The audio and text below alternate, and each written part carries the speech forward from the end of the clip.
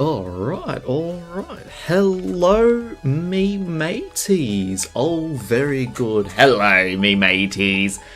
Vuvi Yaloovie here. We're climbing up the ranked ladder with our favourite Pokemon, Alcremie, and Audino and the rest of the crew. So, today, me mateys, for this stream, I think it'd be nice to do a live stream just with the favourite Pokemon and see how far we can take Mega Audino for this live stream, right? And what I was thinking of also doing towards the end of the stream, we can start to think about what a meta Audino team might look like. So stick around for that, me mateys. It's going to be towards the end of the stream. But otherwise, I think we can spend the first hour and a half of streaming just climbing up with this team we've got here that we've been doing since the start of this season. Or rather, like, most of the season with. So, as we all know the team already, I think what I've been seeing lately, the dazzling gleam on Audino versus like Thunder, it really does depend. Like, you could also get away with Blizzard and Thunder, right? Because Blizzard enables Audino to take on like certain matchups that just don't benefit this team very well, like Sinistcha, for example. You rock the Blizzard and suddenly Sinistcha has to worry about a freeze chance. Of course, like, Blizzard's going to miss a lot of the time, right? But it is a nice option into the Sinistcha matchup and can also help against those Garchomps if that ever comes to be, as we've seen before on the channel, right, me mateys? And so I think the way I've been playing this season's been not too bad with this team.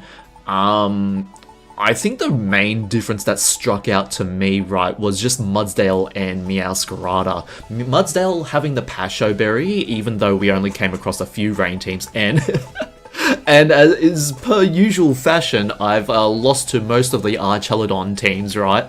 But Meowscarada, in every game that Meowscarada looked pretty good, apart from the ones that, well, really got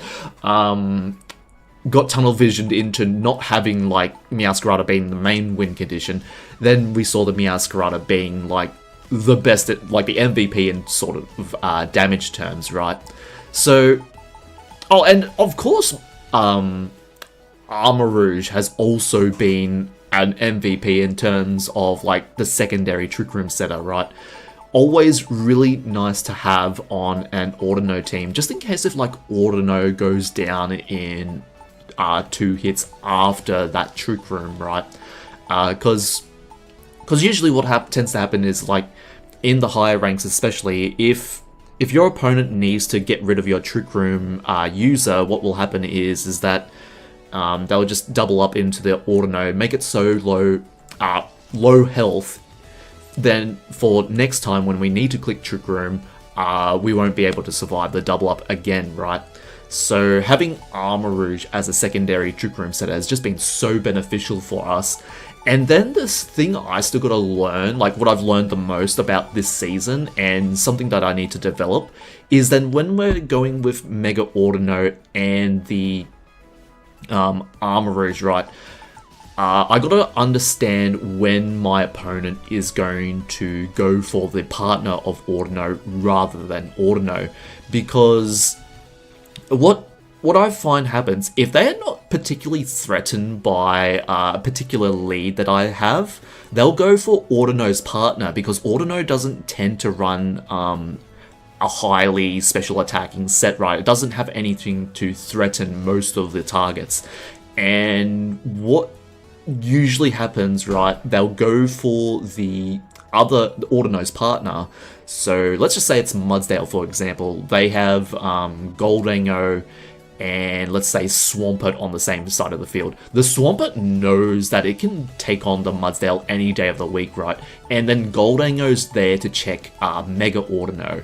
So in that sort of situation, my opponent has pretty much the the opportunity to do whatever they would like with that sort of setup. So they'd probably have Nasty Plot if they wanted to go greedy, if they think they could go through Trick Room really well.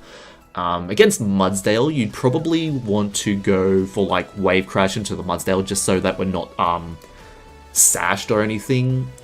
Or it depends on how badly the rest of their team would appreciate Trick Room, right? If they don't like if the rest of their team doesn't like Trick Room, then yes, they'd probably try to take out that Audino from that position. Let's see. Fake out users for this team is only a problem for Audino. If you lead Mudsdale with the Audino, as long as Mudsdale's got inner focus, Mudsdale doesn't particularly care about fake out. It's also good leading Mudsdale into Incineroars too, because you don't get intimidated, and Mudsdale cannot get intimidated on this particular team.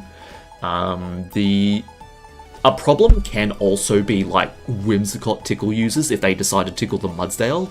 That can be a problem, but also another thing that's been happening over the course of this season, as we've seen in this season, right? A lot of the Sylveons I've been coming across have been running just a little bit more defense, right? They've been running more defense because they've always been able to survive our heavy slams. Now, I personally think that we can still get away with our attack spread at the moment. 16 points and Brave Nature is still a really good threatening amount of attacking points. We just got to respect the fact that now that we're only going to 2-hit KO the Sylveon. And that can mess up some calculations, like the flowchart, but for this team in particular. Especially if we need Meowscarada to take down a Basculegion, right? We need Mudsdale and probably Primarina or Alcremie, or even Armarouge to survive just one turn longer so that we can get the Basculegion with Meowscarada pretty safely, right? Alright, so I'm going to just start off the games here. There's not really much... Okay, I know one thing I haven't been doing with Alcremie a lot is decorating. I did decorate in that last video with the fastest Torkoal in the West video. That decorate always is like a win harder sort of situation. It feels a bit weird to try and go for in the higher ranks. It's also a matter of like, can you get away with it, right?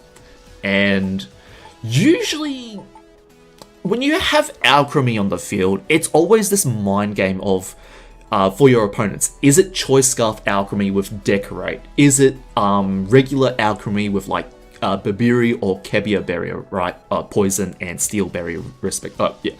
And the Alcremie just seems like a really big target to go for in most situations, but then sometimes I've come across situations where they target the Audino instead of the Alcremie, but on all the recordings I've been doing, they always go for the Alcremie, right? So I'm going to see what they do into Alcremie specifically. This is going to be a little bit of a test run in the first bit, and then we'll just climb up with Audino for the rest of the time. And then maybe towards the end, we can see what a meta Audino team might look like and get maybe 1 or 2 games with that. I don't have the exactly right Pokemon for that, but I have enough to make it work. Alright, so, me mateys, let's get into the games now. So far, I think this has probably been my most successful season in terms of just like ranking up, right? Just with Mega Audino specifically, because, you know, last season I had to use, well, I didn't have to use, but like I used Mega Raichu X, and that got me into like the 1750s, right? Once you put on Mega Raichu X on this team, it does sort of become more of a Mega Raichu X team than an Audino team, which is a little bit unfortunate, but that's just like how powerful Mega Raichu X can be. Not that I mind, I like both of them, but like, for people who just want to see Mega Audino, right? Okay, so, looks like a typical Staraptor team, but you've got Glimmora and Raichu. The Whimsicott is definitely there to make me think about Staraptor a little bit. But against this team, what can they do into, like, Armarouge leads, right? The best they can probably do is, like, Garchomp, King Gambit. Or if they want Fake Out, they'd have the Raichu, right? Either that, or they will lead their Mega Staraptor for the Mudsdale. Audino can be really nice into the Staraptor, but it's just that we're worried about close combat, right? So I think we can get away with Armarouge Mudsdale. We have to respect the Garchomp, but I don't want to let the Staraptor get a head start. Staraptor Garchomp is also a problem for this team, so I might have Alcremie in the back. And then I think we can probably get away with Audino too as a secondary Trick Room setter. Gonna feel a little bit problematic, given if they have Glimmora in the back, if Mudsdale goes down too soon. But hopefully this should be okay. Glimmora and the Garchomp would be a little bit of a problem, but we don't have to worry about Earthquake. Whimsicott, Glimmora, okay. Life Orb Glimmora can feint the Armarouge here. But if they go for the Armarouge, they're just risking at them going down to Sash, right? I'm feeling gutsy enough to do it. The only issue is what do I have into the King Gambit after Armarouge goes down, right? I'm gonna try and let Alcremie take care of the King Gambit, and as well as Mudsdale, but we'll see how we go with this. So I'm just gonna do a pretty standard Trick Room play. Although, I think I just want to go on the offense into this Glimmora. I might get heavily punished for this. Yep, and they charm the Mudsdale. Very good. Okay. And it looks like it probably was Life Orb. Let's just confirm that. Alright. Yep, Life Orb. So definitely Life Orb Glimmora will always get the Armarouge there, but we do take out their Glimmora in return for that. Unfortunately, we do set up Toxic Debris for them. I mean, for ourselves. So yeah, that's not very good in the long run, but we can make it work because we can not have to worry about any other status conditions.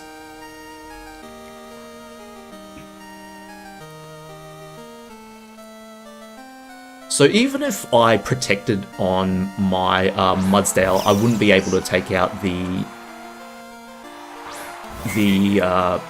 Glimmora, right? And Glimmora is just such a big problem for my team here. Let's see. Even if you are Mega Raichu Y or X, actually X specifically will survive a high horsepower at -2, but Y is about 75% damage. So it's still not going to appreciate a high horsepower. I'm just going to Mega Evolve and go for the...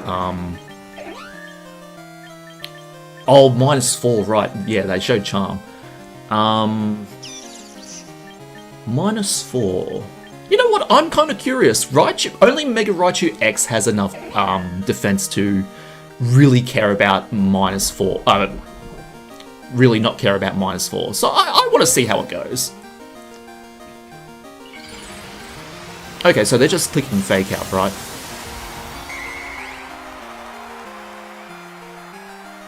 Yeah, they didn't Mega their Raichu, so it is Fake Out. But we have Inner Focus, so that's okay. And another Charm for the Mudsdale. Oh dear. Yeah. Okay, at -4, that's still a lot of damage. Okay, in this situation, I kind of have to switch out the Audino. Or I could switch out the Mudsdale, but like... They're only gonna Encore one of us, right? And we can't really do much apart from Life Dew. So I think, unfortunately, I will have to switch out the Mudsdale. Protect the Audino in this situation and switch out the Mudsdale to avoid... Oh, no. Just go for a Life Dew. Yeah. Because we switch into the Alcremie and then Encore doesn't work, right?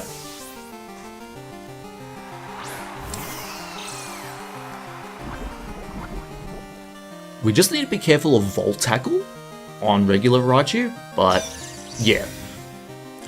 Protect shouldn't matter too much. Let's see.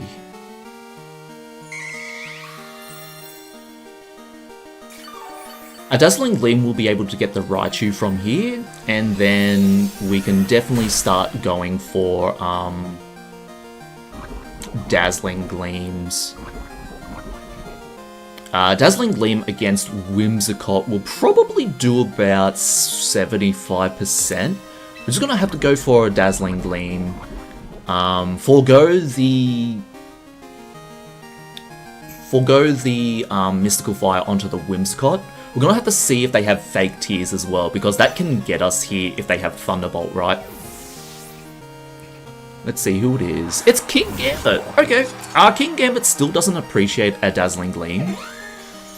Ooh, they have Light Screen. Okay. This is a very interesting Whimsicott set. Let's see. They will be slower if they're min speed, right? But that should be okay. Ooh, it's a bulky Whimsicott too. Okay. Oh wait, no, Light Screen. Light Screen. Okay. Let's see. Okay, 2 turns left of Trick Room, and you don't have Mega Staraptor. It's probably Mega Raichu Y then. I think my priority now is to remove this Whimsicott so it doesn't charm the Mudsdale. Gonna go for a Thunder Gaming and hope that we can probably get survive. I don't think Alcremie survives though. I need to see how slow this King Gambit is. If it's faster than the Audino, it should be, right? In Trick Room, right? I just need to see what they're doing. Okay.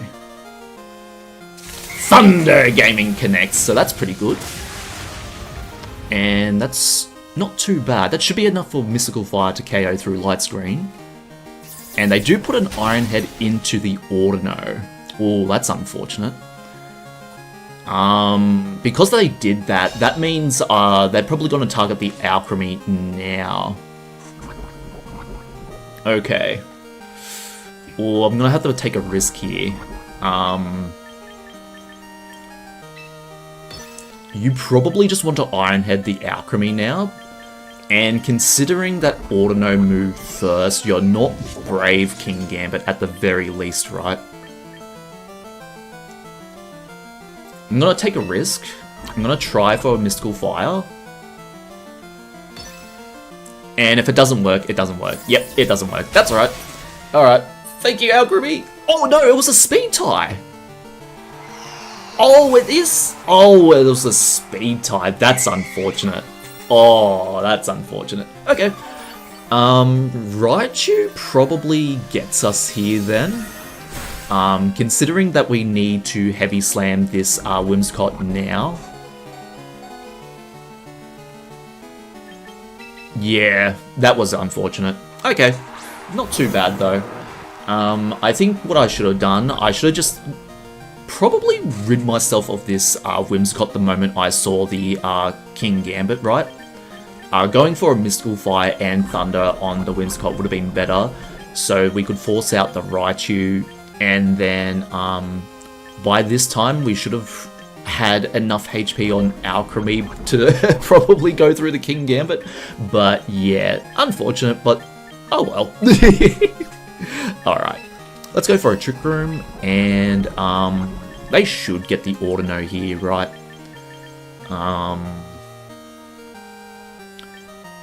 If for some reason they don't, I'm going to protect the Mudsdale. But it looks like they will, right? Let's go for this and see what we can do. They go for a charm, so yeah. Oh, they double up into the Mudsdale! Oh, very good. Okay. So Mudsdale being the fastest here, we need to remove this Whimsicott and deal with the fact that we're going to have to use -2 high horsepowers. Alright, so need to heavy slam this first and foremost, and hope that we can get off the life dew first, so that Audino doesn't just faint.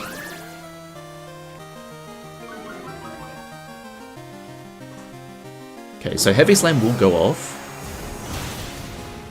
Yep, KO's the Whimsicott.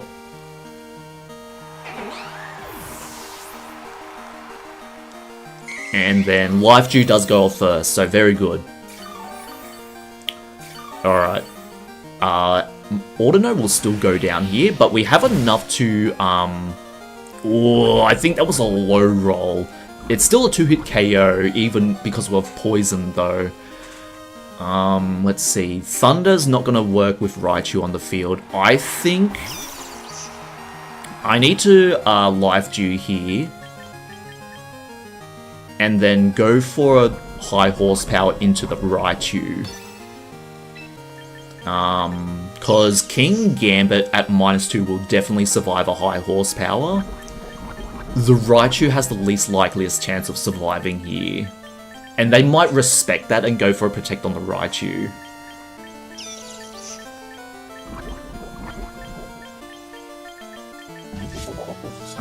Let's see. You probably have Sucker Punch 2 as well. You know Fake Out won't work, so I think you're gonna Fake Out Audino to prevent Life Dew. Yeah. Very good. So we can remove the Raichu. Now it's just a matter of getting past the Sucker Punch or the, another Kotao. Yeah, I don't think we'll survive the Kotao. Yep, that's alright. Critical hit too. Okay. My opponent did outplay me here. Very good. Not too bad of a first match. I think not respecting the Whimsicott was the biggest downfall of this game, because if I just focused the Whimsicott, I'd never have to worry about Charm ever again on the Mudsdale.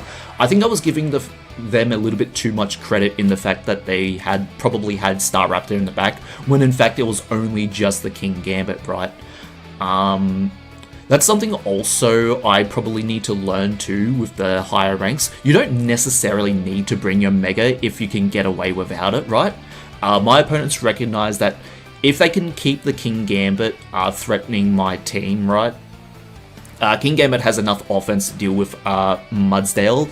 They just need a way to mitigate the Mudsdale's damage output, which they showed me through Charm Whimsicott, right? So very good play on my opponent, and we did manage to fight back a little bit when they doubled up into the Mudsdale, but it wasn't enough to salvage the game. So we did play to our outs, just not quite enough to feasibly take out the match. Yeah, very good. Yeah, Mystical Fire on the Whimsicott would have been better for that situation. Even if they did bring out the King Gambit on Whimsicott slot, I know they already had King Gambit out, but like, considering they had the King Gambit, that was probably the only reason why I didn't go for the Mystical Fire, but like, it was still worth it in the end, right? It would have still been worth it, because that way Whimsicott's pretty much gone for all money, right? And we no longer have to worry about Charm on the Mudsdale.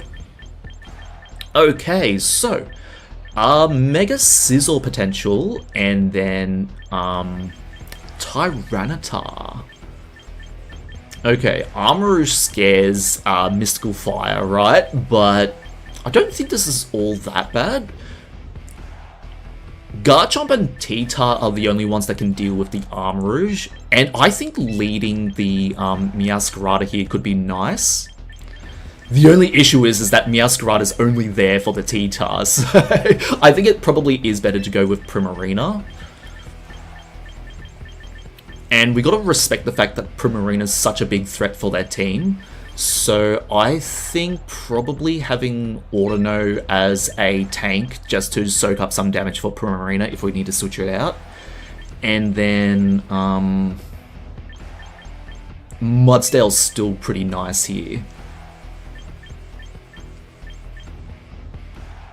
Because the Armarouge versus Armarouge matchup that is only dependent on whoever has the best Psychic, right? So, Incin Fake Out will be problematic, especially if they pair it up with Scizor.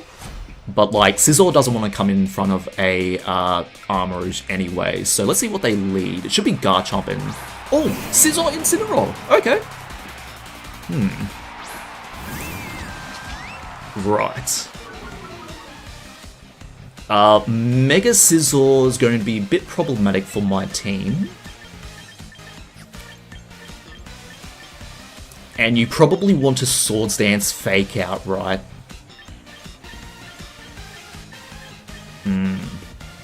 Okay.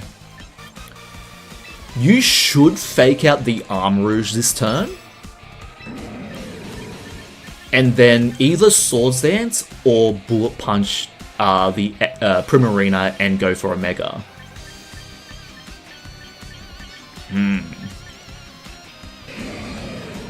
Right. I'm gonna risk it. I'm gonna go for the Hyper Voice to get some damage on Incin.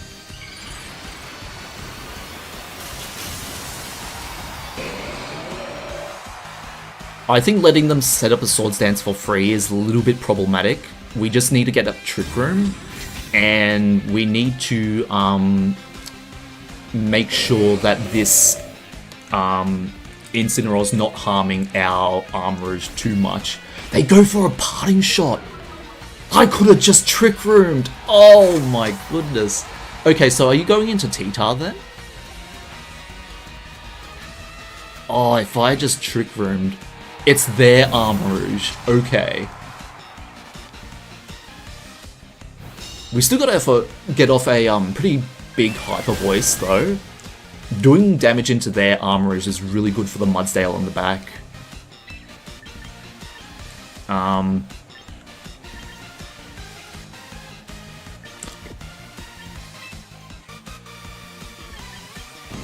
I can just get away with a Heat Wave.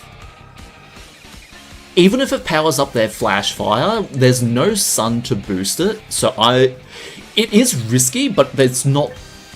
I don't think it'd be the worst thing in the world.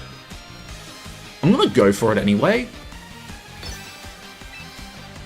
And see what happens. Alright, and let's go for another Hyper Voice. Oh, they have Wide Guard, very good. So that means we don't activate, we don't activate their Flash Fire anyway, so that's very good. In a sense, that's very good. Okay, so this is a very big nothing turn, and it's a very good play on their part. So, oh my goodness, that was... I know that's a limited vocabulary moment, but like, very good. Okay, I have to go into Audino. I can't risk losing the Mudsdale now. I mean, the Armarouge now. And I'm going for a Protect on the Primarina.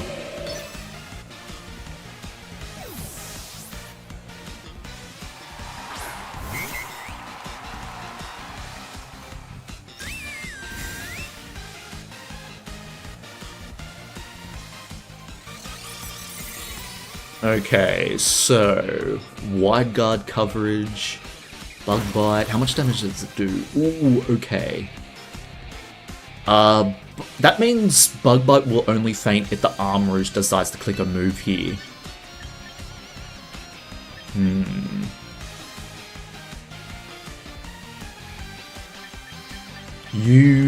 Are you suspecting Mega Audino and go for a Bullet Punch, or are you willing to risk the Armarouge going for an attack here?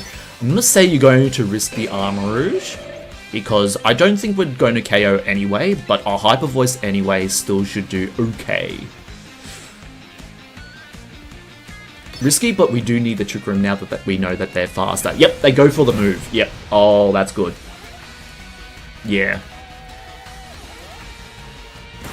So probably what I could have done there is go for the Arm Rouge on the Primarina slot, right? Yeah. Okay. Let's see. Arm Rouge, Incin. And who would your last Pokemon be? You haven't switched out your Arm Rouge back for the Incin. Let's see.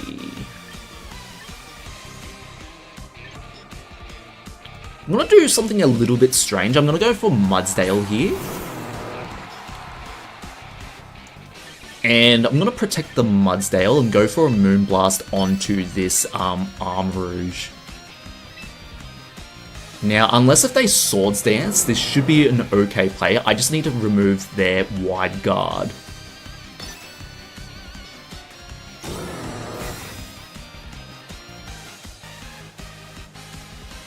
Yep, they go for the Wide Guard, very good. And they should Bug Bite the Primarina. Oh no, yeah, Swords Dance here. Okay. Threatening, but not the worst thing in the world. Okay.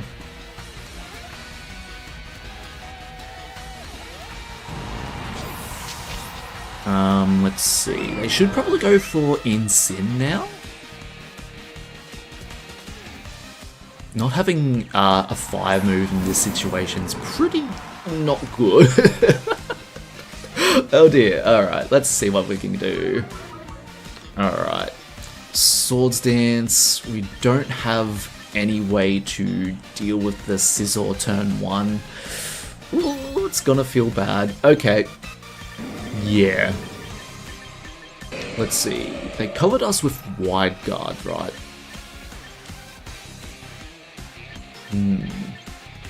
Just trying to think of how I could have done that first turn a little bit better. Meowscarada is definitely not the play here. I think going for Mystical Fire Alcremie might have been it. The only issue is I think Audino Alcremie might have been it here. I'm gonna have to switch into Arm Rouge anyway. Risk the fact that we could just faint and lose our Trick Room. Fake out onto the Mudsdale. We do have Inner Focus, and then Bullet Punch the Primarina. We should survive. Oh, we don't survive a Swords Dance boosted or a critical hit too. I think that mattered. Oh, that's unfortunate. Okay. Very unfortunate, but that does mean we're gonna have a very tough time going forward here. Alright. The good news is that we do lose the -1 and we're back to normal. Bullet Punch, ooh, yeah, it shouldn't faint the Primarina. +2.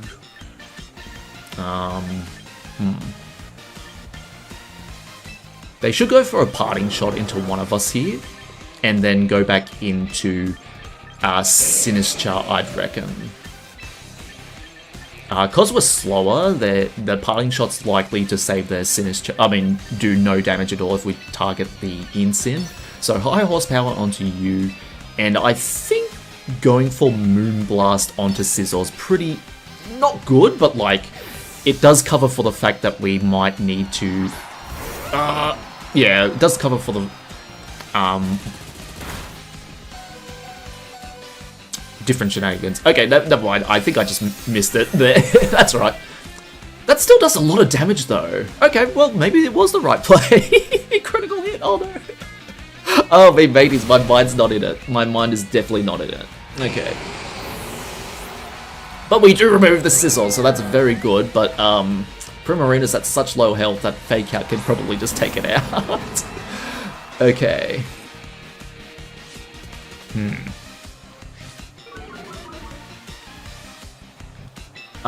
Let's see. Let's just go for the double protect here. Because I don't want Primarina to go down to Fake Out this turn. I know that we could have probably just gotten off a high horsepower into the Incin, but we'd be liable to a Life Orb Stomping Tantrum next turn. And it's just Dragon Claw. Okay. Right.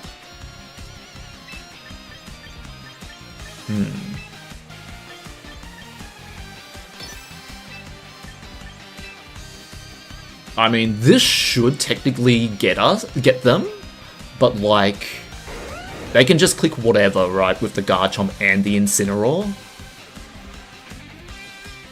But it's kind of my only option, right? So Garchomp protects.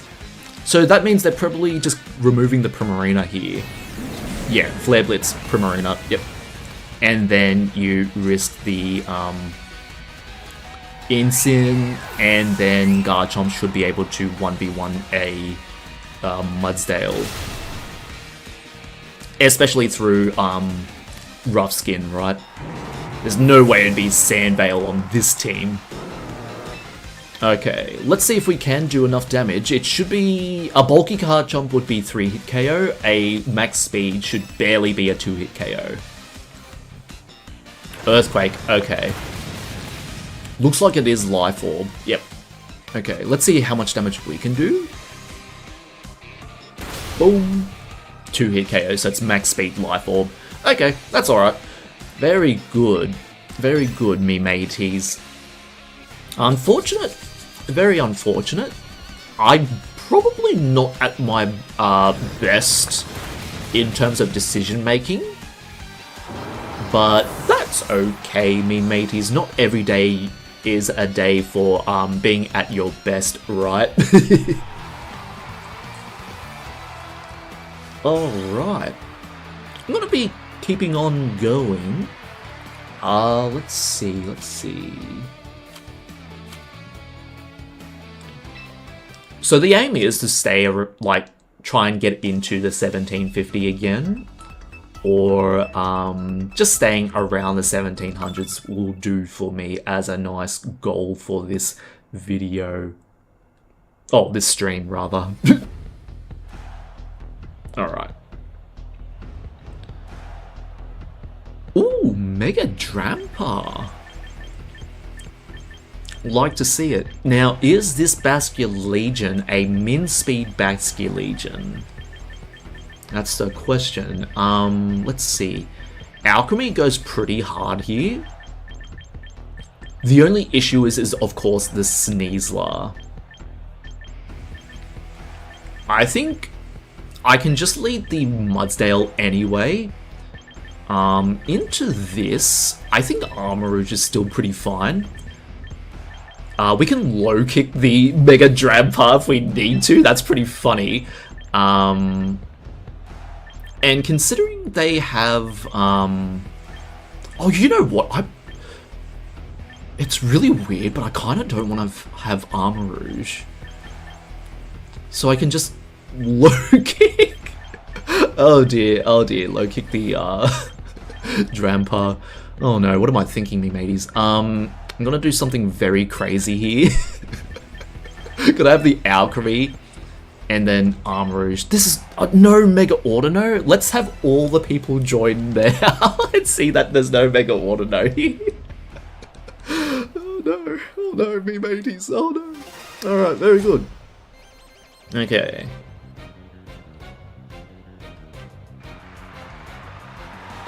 Basculegion Sneasler.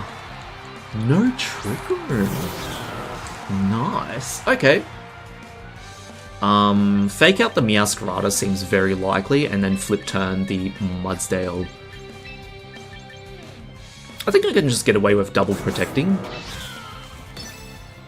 I need to see what you're going to do with this Basculegion, and if it is going to be faster. Coaching won't really matter from the Sneasler, unless if it's like Choice Scarf, right? But, yeah. So, they're probably going for Fake Out then on the Sneasler. Okay, so that means we won't be able to get in. Yeah. They Fake Out the Mudsdale! Probably to prevent a high horsepower, right? And in fact, I am in the situation where I can just high horsepower for free.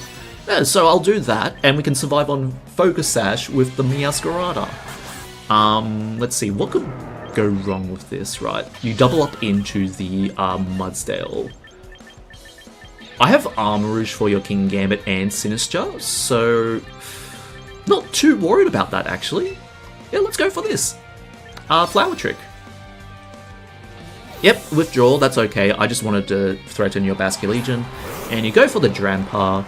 Very good. And Cloud9, not going to matter here too much. It's a Flower Trick. Not bad.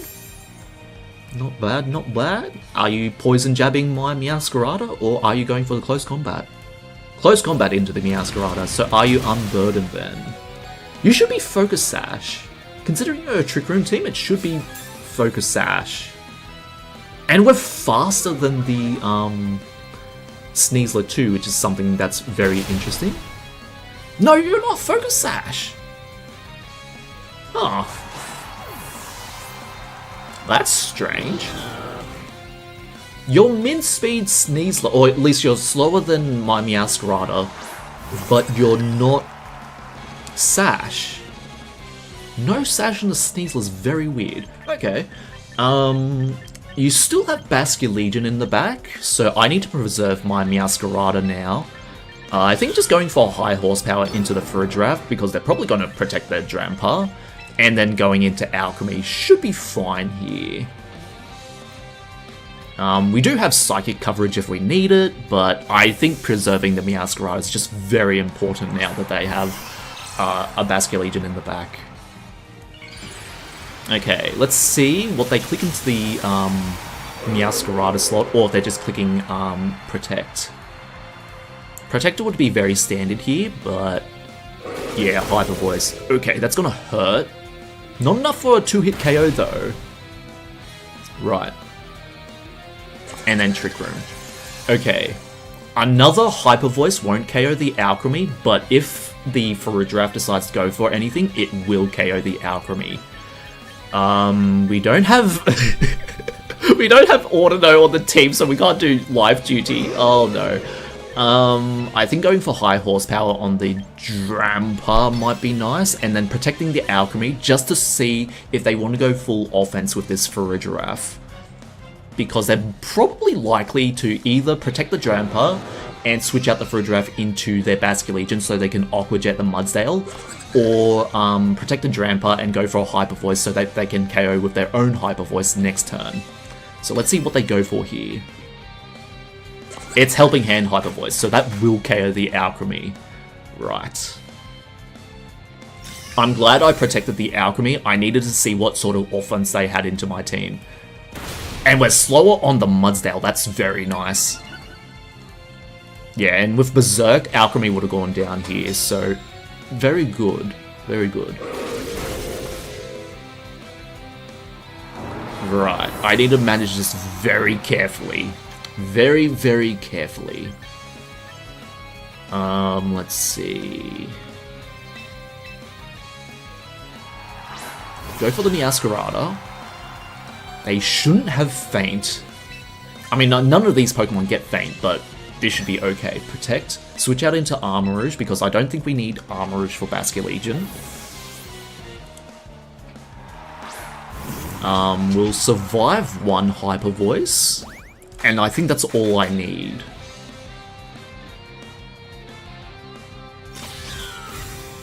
But we just don't have anything for the Basculegion if we have the Meowscarada go down. Oh, that does so much damage though. Oh.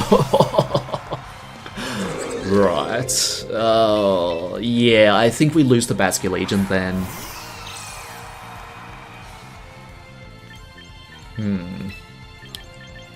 Well, I mean, if it works, if it works. Alright. Yeah. I think the line was, I should have just clicked Dazzling Gleam. But the Helping Hand Hyper Voice would have KO'd their Alcremie anyway, so it's a little bit of a tough spot. I think the goal was to get Alcremie in the same turn they brought in the Drampa.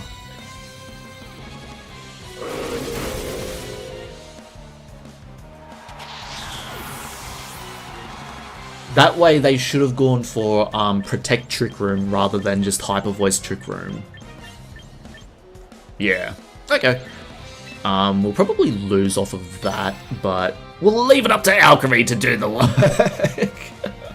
Alright. Yeah, Helping Hand.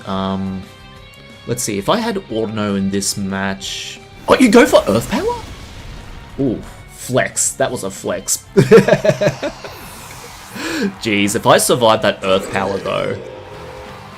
But very good for my opponent.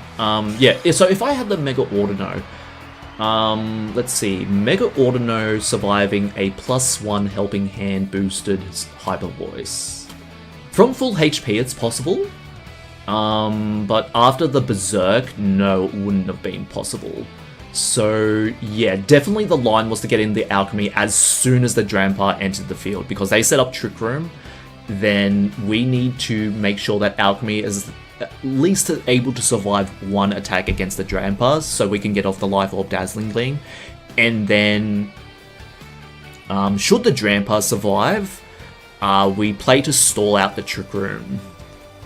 That's kind of the idea I had for that. Very good match. And very good on my opponent for utilizing their Drampar very well. Or at least, you know, putting it in Trick Room. Very good. Alright. Alright, me mateys. Let's see if we can get back into the 1700s then. Alright. Ooh. Ooh. Mega Venusaur? And... I want to say this is Mega Staraptor, but it just looks like a Choice Scarf Staraptor. You don't have any speed control apart from the Staraptor 2, so Mega Staraptor seems likely.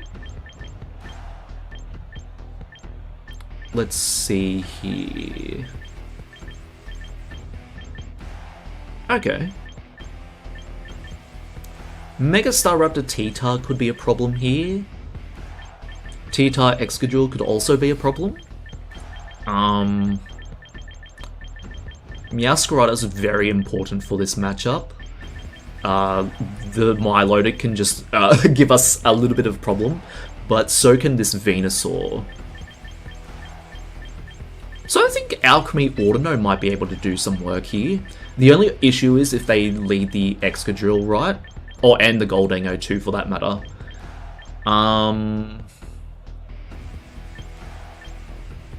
Or lead is very important here. I think Audino might be able to... Audino, Armarouge, Alcremie, and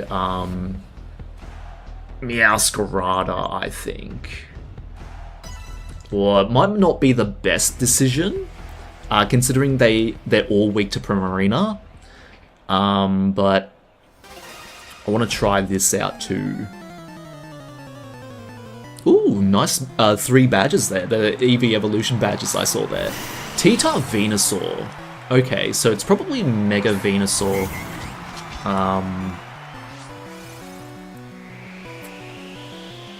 Yeah, okay.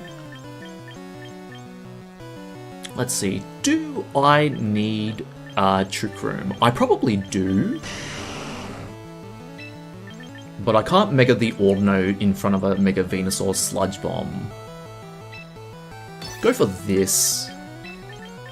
And let's see.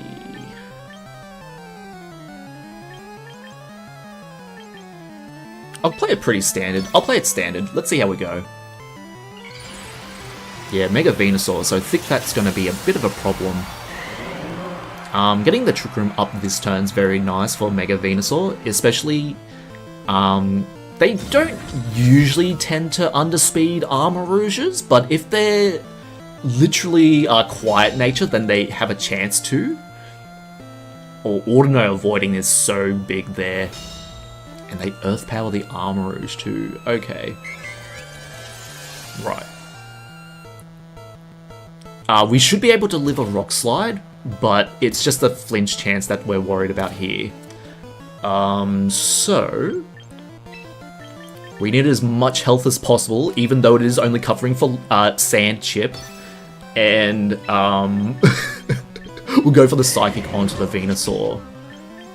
They shouldn't be worried about Heat Wave considering they're thick fat, but they can protect the Venusaur if they suspect a Psychic move, which they should, right? Yes, protect your Venusaur, go for the Rock Slide. Yeah. Okay, let's go for this. Venusaur might be able to survive a Psychic. Just depends on how much bulk they're running. Ooh, probably a max speed variant then. Giga Drain, right. Giga Drain the Audino, you probably want to protect next turn. Depending on how much damage Rock Slide does here, it's a 2-hit KO with Life Dew. Okay, I think I can go for a another Psychic. I can Mega the Audino this turn. If they do a defensive play, we still have enough HP to live.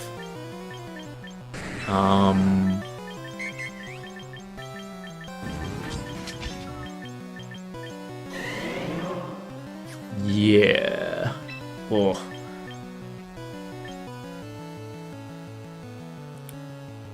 Life Dew Protect. Yeah, Life Dew Protect. I think that's the better play here. Go for the Mega. Yeah.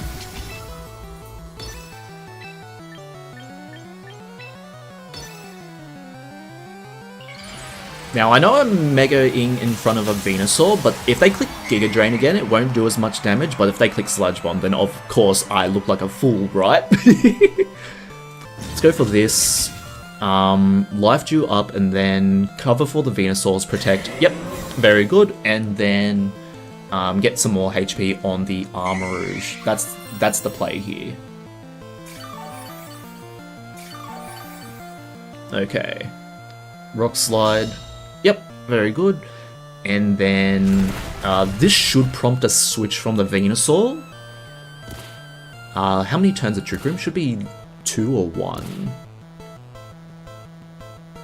2. Okay. You should switch out your Venusaur. Whatever it's going to switch into, unless if it's Milo, it shouldn't appreciate a Heat Wave.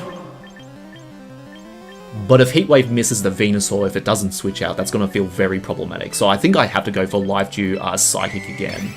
This will show their Gholdengo.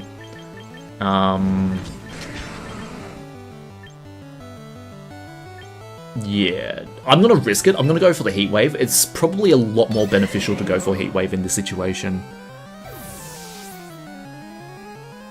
Yeah, Gholdengo. Yes, we called the Gholdengo. Okay, very good, me mateys. Okay, double switch. Oh, the Heat Wave value. Oh, very good, me mateys. Oh, very good. Oh, Heat Wave value right here. Now let's see. Double connect to. Very good. Oh my goodness, that's... Oh, very good Armarouge. Oh, that's great. Ooh, I was not expecting the double switch, but it paid off to click Heat Wave there. Very much did pay off. Oh my goodness. Whew. Okay, now that Trick Room and the Sandstorm's expiring, they should click double protect here. Life Dew is pretty much safe, but I'm going to protect the Audino just in case if they decide to click Sludge Bomb.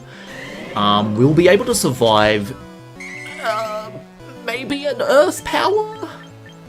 From full health we'll be able to survive an Earth Power actually, so I'll go for the Life Dew anyway. And T-Tar in the back can be handled by Meowscarada. So, let's see. Sand goes out this turn. You should double protect, right? But I'm gonna go for Heat Wave again. Okay, very good. And Excadrill protects, very good. Okay, Life Dew was good. Life Dew was good. Very good. Good on Life Duty Audino. Alright. I can't remember who I clicked Trick Room with first, though. Let's see. I think I can get away with using just another Heat Wave, probably.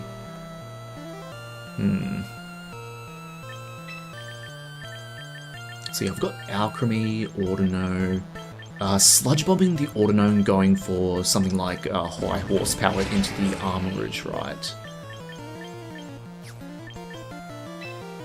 Right. Okay.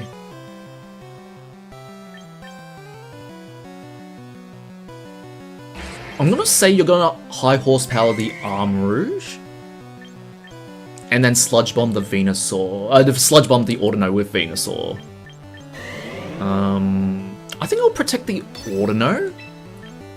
And if I can get off the Heat Wave, I just remove 2 Pokemon, right? If you Earth Power the Armorage, we should be able to survive 1. But you're Rock Sliding, so that means Armorage is probably going down here then. Let's see if you click Sludge Bomb. It is Sludge Bomb! Okay, do we flinch? Do we flinch? We don't flinch! Oh, that's good. Oh, that's so good. Okay, because we don't technically need Trick Room with Meowscarada. The Venusaur was just the biggest problem here. We outspeed regular Excadrill with no sand. It's just, we'll be able to survive an Iron Head thanks to max HP, right? The Rock Slide coming after that was the biggest problem, so I'd have Alcremie to try and bait out the Iron Head bait out the Iron Head from the Excadrill, so that we could probably get a feint with, if we needed like a high accuracy move, we'd use Psychic or something, but yeah. And then we'd, of course, low kick the T-Tar for an almost instant KO, right, me mateys? Oh, very good. So, very good match there. I played Trick Room fairly well there. But getting that cheeky Heat Wave that last turn, oh yeah, that was probably the big deciding factor, right? Good, my gracious me mateys. That was good. That was good. Very good. Okay. Let's go for an... Oi! Oi, what do you mean error occurred? Okay, well, let's get back into it.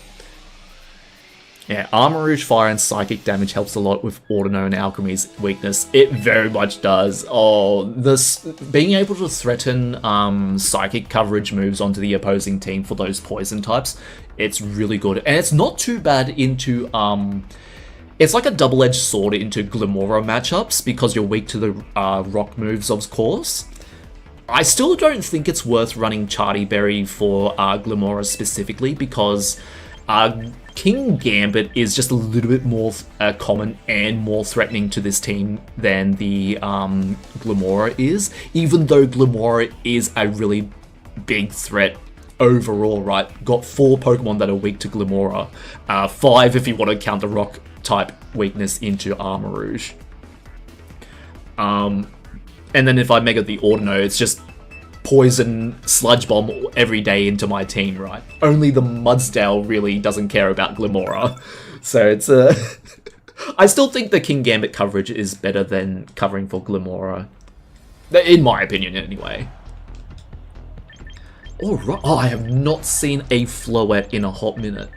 Alright, so it looks like to be a pretty standard Mega Floette and Charizard Y team. I haven't actually got too much experience into this. It was only like during the first season where I played into it. I think the line here, considering we're at 1700s, you probably want to lead the Basculegion and Floette, right? I don't... Because you could have Mega Charizard Y and go for Solar Beams onto the Mudsdale, but Floette probably provides your team with a little bit more value into mine. Except for the Armorage, of course, right? But Charizard really can't deal with an Armorage unless if it's running Scorching Sands. So... I think I can get away with Armorage and Mudsdale to cover for the fact that you might want to Light of Ruin the Trick Room setter. If it is Basculegion lead, that's going to be problematic for what Mudsdale wants to do. And then we can have Audino as a secondary Trick Room setter. And then have Meowscarada for Basculegion. Feels a little bit strange, but yeah, then the Garchomp just gets us though. I took too long to choose my Pokemon there. I think we could have gotten away with Primarina. But yeah, I wanted to... Yeah, Whimsicott Basculegion, okay. Let's see... Well, this is problematic. Okay, alright, let's go for the Audino on Armarouge. No, I don't need to do that. Because a Wave Crash will just faint the Armarouge here. Alright. Gonna be a little bit risky, but I'm just gonna double switch here. I just need to get in a better position here, because the Meowscarada is only good into this Basculegion, so showing it now should be okay.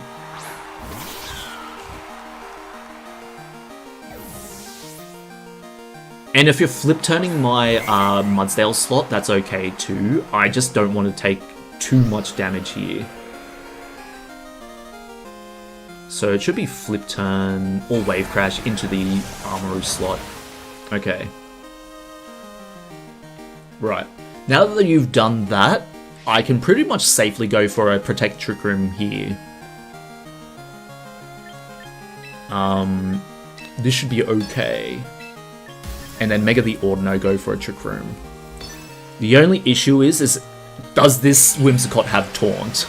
And if it does, I'm in for a very bad time. Alright, let's see how we can go with this. Protect the Basculegion, of course. Yep.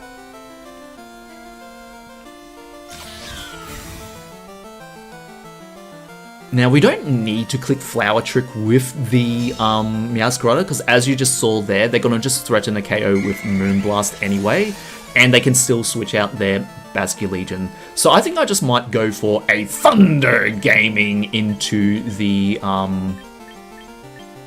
Basculegion, and I think switching out for Mudsdale might be the play here. Switching into Armarouge would feel bad if they clicked Wave Crash, but we have Pasho Berry to resist the Wave Crash with Mudsdale, and then we can Live Dew up the next turn. So Thunder Gaming into Basculegion if they don't switch out, right? Oh yeah, Encore. I forgot about Encore. That's alright. King Gambit, okay. Alright, let's see your Encore then. Yeah, Encore. Oh no, I forgot about the Encore. Oh no, I should have protected the, protected the Audino. That's okay. Oh no. Oh, I've been fainting, oh no. Oh no, I'm falling for Season 1 things here. Oh no. Okay, that's alright. Really, unless if you have Disable 2, I don't care about Encore. Oh dear, let's go for high horsepower into King Gambit, and let's just click another Trick Room then. You should have Disable considering it's the set, isn't it? Tailwind, Encore, Moonblast, and then probably Disable? Well, let's see if it is. No, it's just Moonblast, okay. Alright, very good. Let's see if you... Low Kick? It's... Low Kick, okay. Oh. Well, there's a high horsepower for your troubles. Okay. I think this is enough for Armarouge to take over.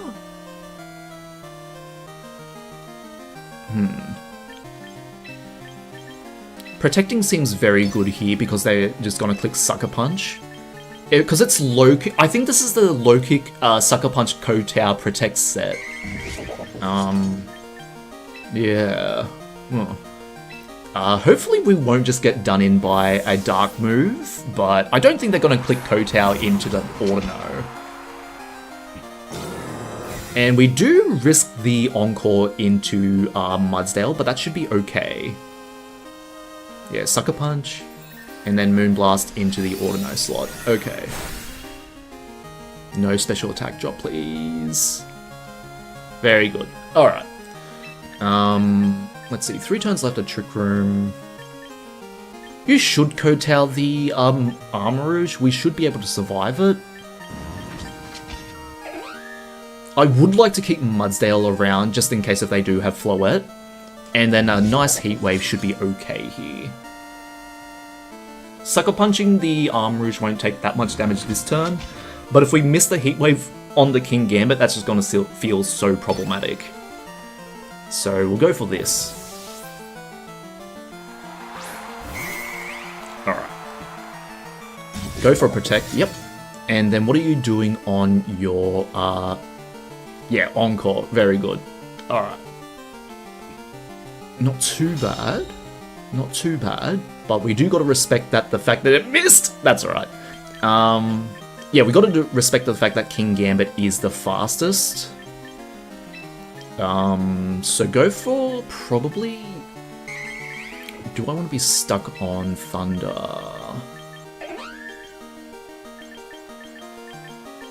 Let's see. 2 turns left of Trick Room. I think I might be able to get away with Thunder into the King Gambit, and then just Heat Wave for the Whimsicott. Something tells me you're not going to switch out the Whimsicott. King Gambit's a little bit too important for you to lose now. Sucker Punch the... Yep, okay. We will survive, thanks to Colbur.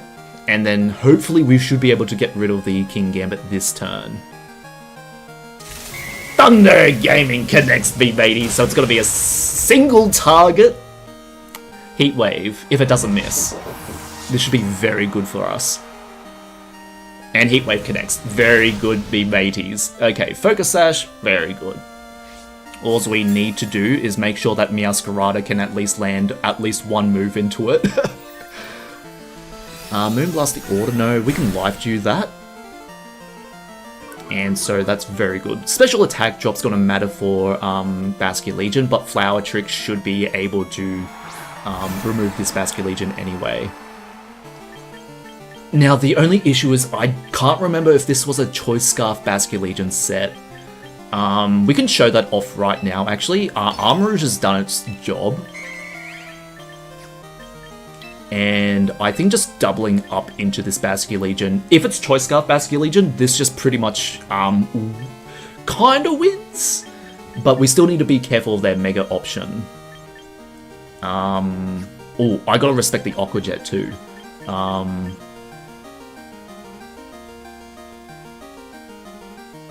Yeah. I'm gonna risk it. Gonna risk the Protect. Need to see if they have Aqua Jet.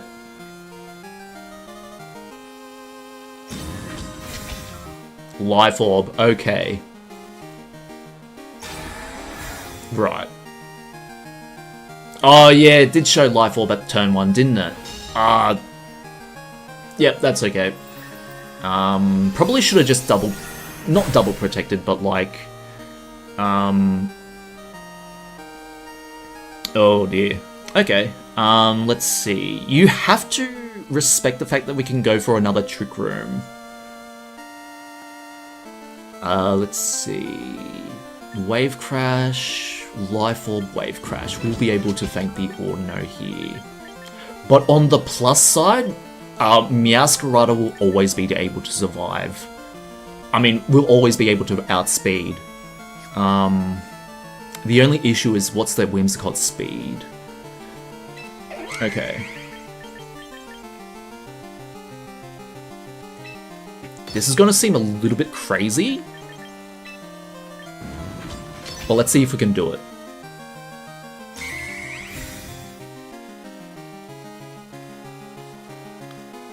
So you Encore the Audino.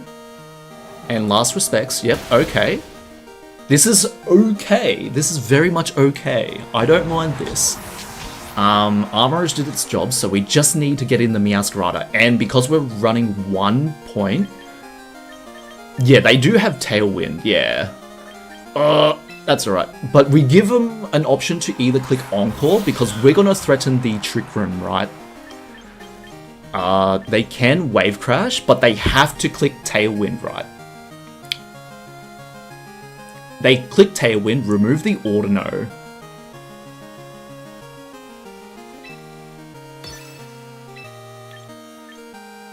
And then we can just Flower Trick this Basculegion. They can Encore, Tailwind. Either one will get me here, though. Ooh, which one? Which one?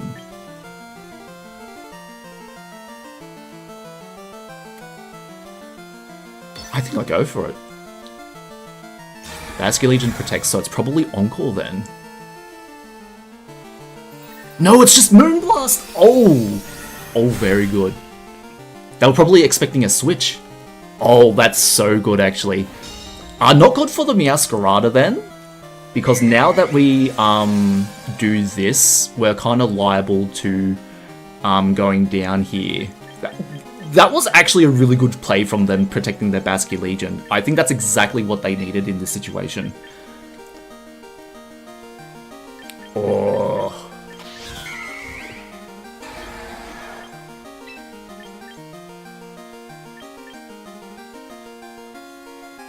Okay. Ooh. Encore. Let's see. Go for a Protect on you, maybe? Because now we're slower than this Basculegion. I'm gonna go for the Life Dew. I think this might be throwing it, but need to get rid of this Whimsicott now. Aqua Jet won't be enough. Max HP Meowscarada. Oh, that's so nice. Okay. And then Encore the Audino. Oh, very good. Oh my goodness. Okay. That means we're actually faster next turn, but they still have Aqua Jet, right? Oh no, me mateys. Okay.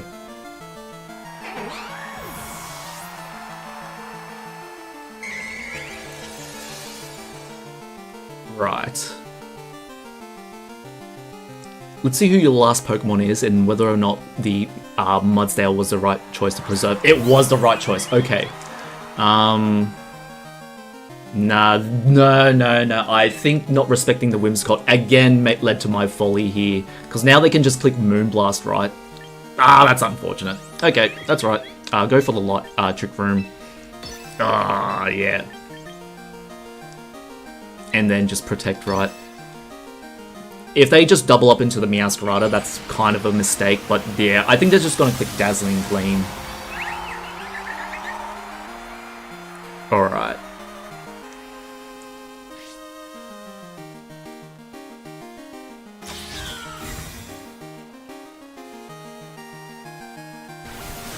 Aqua Jet into the Audino. What do you click with your Floette? If it's anything other than Dazzling Gleam, it's Dazzling Gleam. Okay, very good.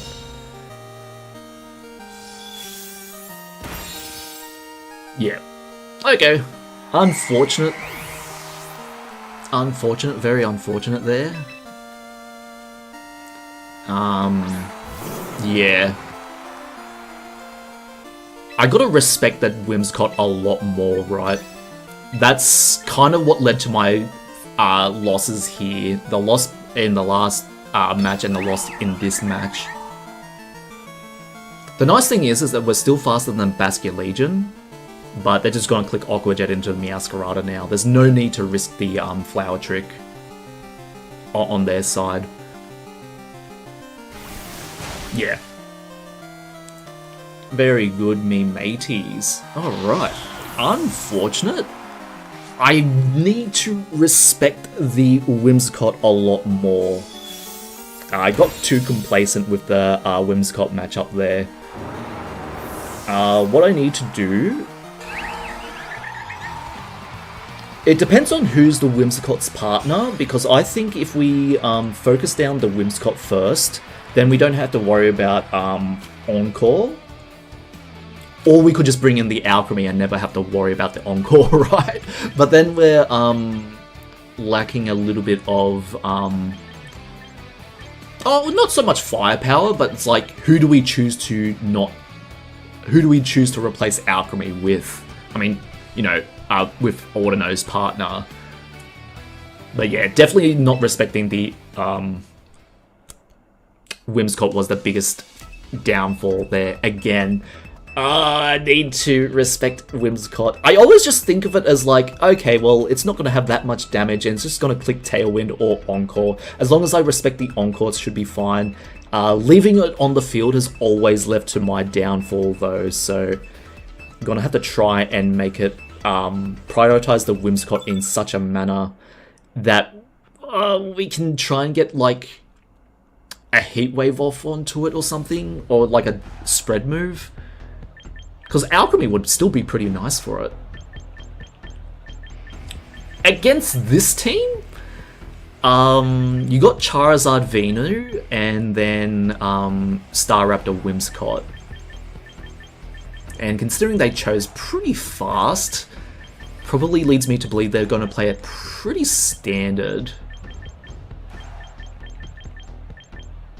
Okay.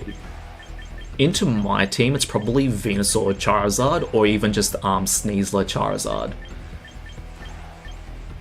Either way, Armarouge is really good into all their matchups, except for Charizard Garchomp. And then we kind of need something for this Venusaur turn 1. Or we could just lead Alcremie too. It feels really weird, but like leading Alcremie? Why not? Yeah, then we can go for I'd like Mudsdale here. And then go for the Audino.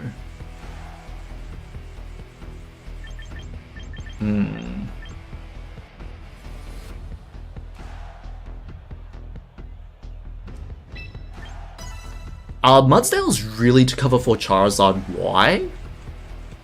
Otherwise, Armarouge and Alcremie can deal with Mega Staraptor pretty well. It just depends on who they want. The Wind Staraptor. Okay, this is a pretty fine lead on me then. We don't need to worry about Encore, and only a Charm Brave Bird will get the Armarouge here. And it's just whether or not they want to target the Armarouge. So, do I go for a Protect on the Alcremie, or do I just straight up attack? Charm or Tickle will hurt, but I think you have Charm on this Whimsicott in particular. Yeah, because the lure of having +2 on your Staraptor turn 1 is just more effective than Tickle. People tend to run more offense than defense, so I think it is Charm. I'm still going to go for Trick Room and Dazzling Gleam here.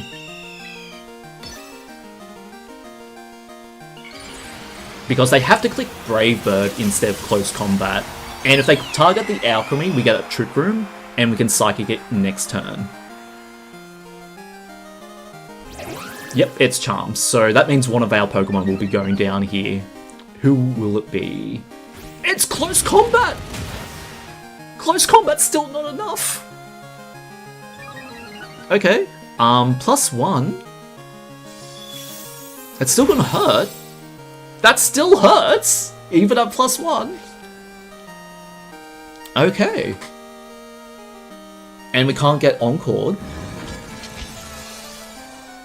So this is overall pretty nice for me. Unless if I'm being led astray here, right? Okay, I still go for a Heat Wave, because Heat Wave should be enough to make the Staraptor faint from this position. Psychic would be nice, but I just want to remove the Whimsicott. I don't want to give this Whimsicott any light of day. And then another Dazzling Gleam. Yeah. Staraptor protects, and then it should be Moonblast onto the Alcremie. Aroma Veil saves us from Encore, so very good. Oh no. Oh, very good. And then does a lot of damage, but still not quite enough for a 2-hit KO. Right. So are they like running max HP, or is this just the damage output from Life Orb Alcremie? Because I know I'm not running max special attack. That's something I gotta calculate if I want to do... Well, yeah. That's something I gotta calculate for the future.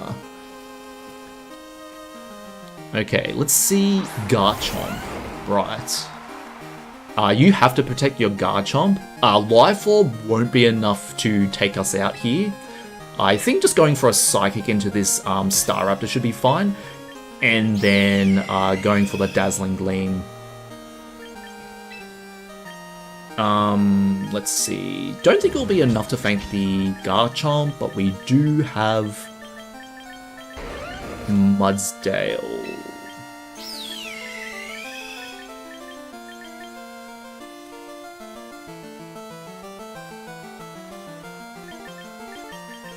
Let's see what happens with a Protect. The random Protect play.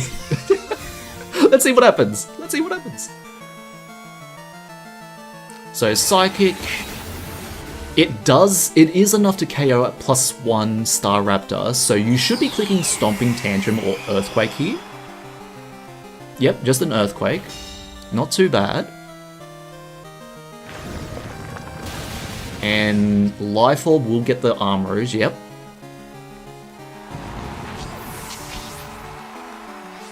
Now let's see your Venusaur. You should have Venusaur for this matchup, right?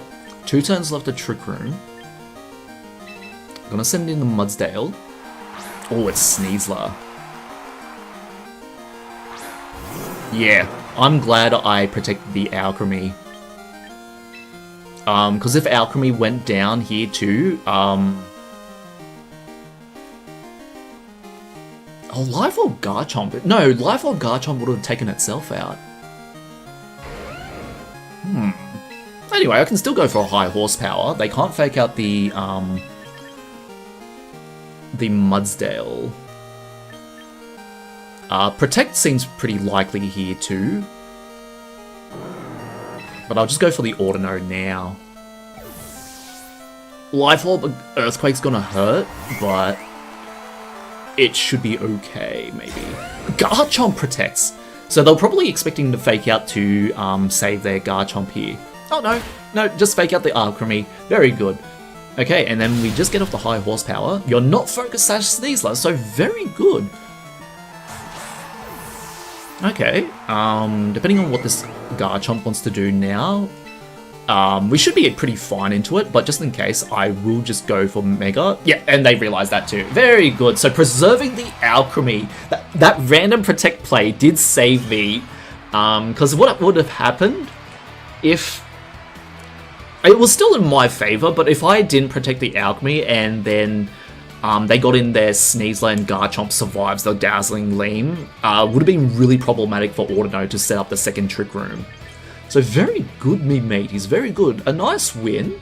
A nice win to salvage all the losses that I've had. And we managed that Whimsicott pretty well, so that's okay. It was a pretty standard Whimsicott, all things considered, but yes, we managed that Whimsicott pretty well. Very good. Oh no. Okay. Oh, apologies if you can hear like a lawnmower or the leaf blower outside. That usually happens at the afternoon. I did kind of mistimed when they were going for it. Oh dear. I like the Meowscarada here. I mean, their Meowscarada. It's a really nice addition for their team. I'm not sure if it's covering for another Basculegion, but Screen's Mega Charizard Y can be a problem here. But I think against my team, you probably just want, Oh, no, because I have Armourouge, it probably is just going to be Screen's Mega Charizard Y. So I'm going to make you think, hopefully. If it's Charizard Venusaur, I can go for Heat Wave turn 1. But if it is Charizard Grimmsnarl, I have the Trick Room. And then against this team... Meowscarada is still very nice here. Audino or Alcremie? Audino or Alcremie? Something tells me I can probably get away with the Audino here. I'm gonna see if I can get away with the Audino.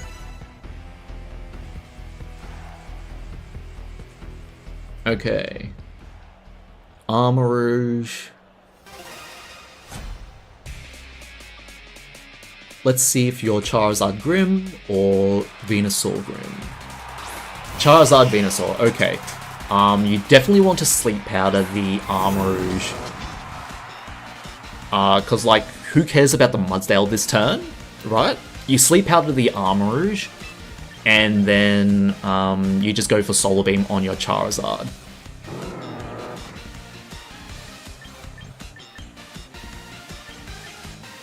That's what you should be doing, and I'm gonna just make sure that you're doing that.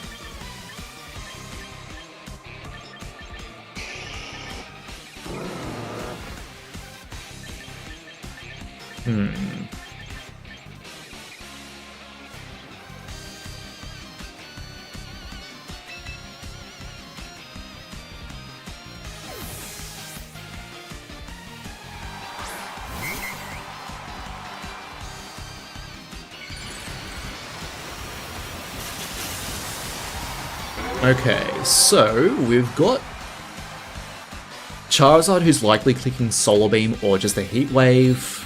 If they don't click Sleep Powder, or it's just Giga Drain. Oh, very good. The Mudsdale, they took the bait with the Mudsdale. That's very nice. And Ancient Power won't be enough, but we do gotta respect the stat rise. If they get it. No stat rise, so very good. Will Heat Wave misses the Charizard? And misses the Venusaur? No, me mateys. No. That's so sad. Oh my goodness, the double miss. Oh, very good, very good. Okay, because of that, I have to Trick Room with Audino Protect. Oh, the double miss. The double miss. That's so unfortunate. Sludge Bomb, very good, but we take it like a champ. We get poisoned. This is the bad luck game of the century. Ancient Power, we get off the Trick Room, so that's very nice for me. One bit of silver lining here. Now I think I just click Heat Wave, right? Heat Wave, go. We have to click Heat Wave again.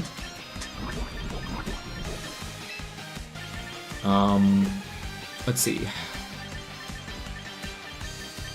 Yeah, even if you have Meowscarada, we can just kind of low kick that. Or go for really good rock slides. Going to go for the Heat Wave, and then I kind of have to Life Dew just so I survive another Ancient Power. Yep, Charizard protects, and you should be Earth Powering with your Venusaur, or just double protect too. That's all right. Yeah, no, yeah. Apologies if you can hear the leaf blower. Oh my goodness me, mates, that's all right. Feels bad moment, but not much I could do about that. Okay, Heat Wave goes into Protect. Very good. Now that they see the Life Dew, they should be more adamant in taking down the Audino. But another Heat Wave should be able to go fine.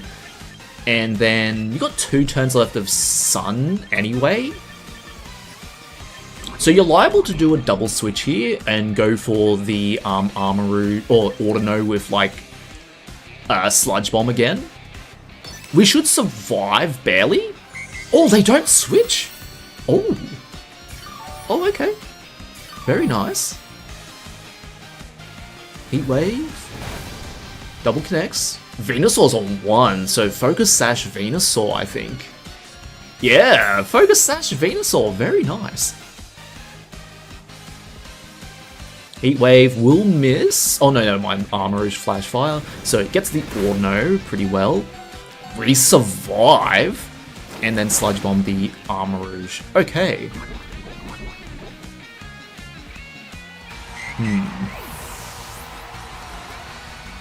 Okay, Audino unfortunately does go down. But now we can just click our Rock Slide here.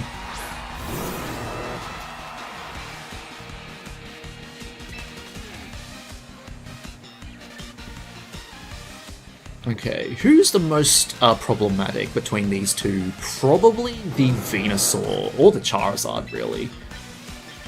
I'll go for a Psychic, because I think that's just a little bit stronger. Plus, I want the damage too. Rock Slide will KO both of these, but then again, I do kind of want to remove the Venusaur, so guaranteed remove the Venusaur, so very good. And then go for a Rock Slide. Or you do switch out the Charizard though. Basculegion comes out. And Venusaur protects, so not bad, not bad. We still have a turn left of Trick Room though. Sun will expire, meaning they can get off whatever move they want with the Basculegion.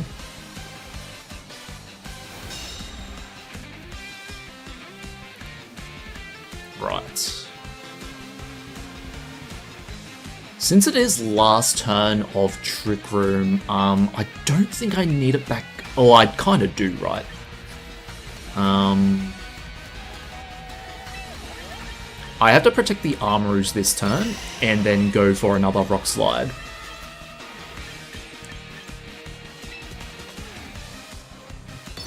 You should click Aqua Jet. Oh, Venusaur switches that for who? Meowscarada. Oh, very nice. Okay. Aqua Jet into the... Yep.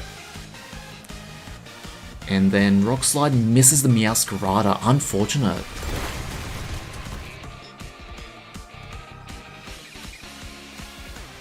Twisted Dimensions return to normal. Let's see. My Meowscarada should be fine. It's just the Charizard that's not fine into. Let's see. Aqua Jet. Flower Trick, right? Let's go for this. This is kind of the best time for it. And then protect the Mudsdale.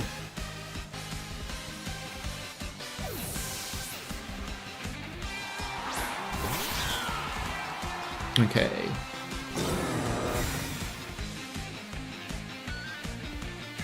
Let's see. Charizard in the back's still going to be the most unfortunate thing here. And then Flower Trick you. Oh, it's Protean. Okay. That's nice to know. So it's probably Choice Scarfarada.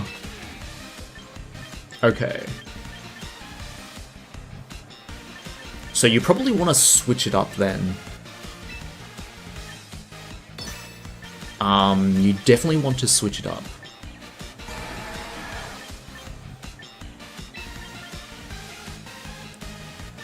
Oh, it's a very big read if I do this. But yeah, no, I think this might be it. Ooh, it's gonna feel a bit weird if it doesn't work. If this doesn't work, it's gonna feel really strange. Okay, Basculegion returns, yep. We get back in Charizard, that's okay. Because I don't think we survive a Flower Trick on the Mudsdale. We are pretty defensive, but yeah, you go for the Oh, Rock Slide would have been so good there. Oh, that's unfortunate. Not much damage. That's okay. Ooh, boy.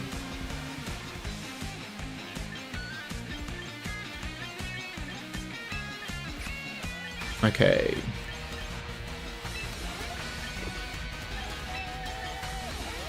Now you should Heat Wave, Throat Chop, right? Or Weather Ball. You should Weather Ball. Yeah, preserving Meowscarada is very essential here. So a Psychic for you should be enough. Because you're Protean, we should live the Sucker Punch. Even with Colbur Berry. And we just gotta hope that Psychic KOs.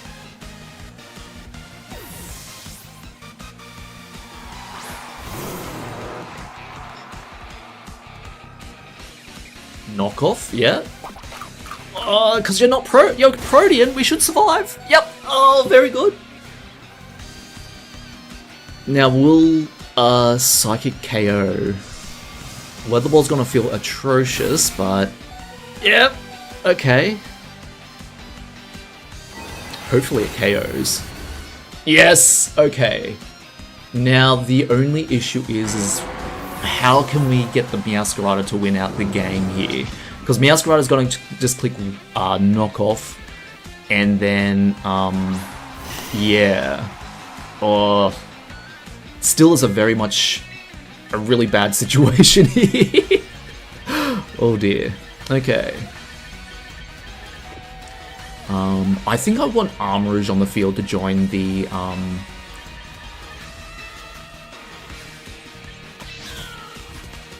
Meowscarada, so I'm gonna protect the Armourouge here. In case of Mudsdale survives, I think going for Rock Slide is a bit better here.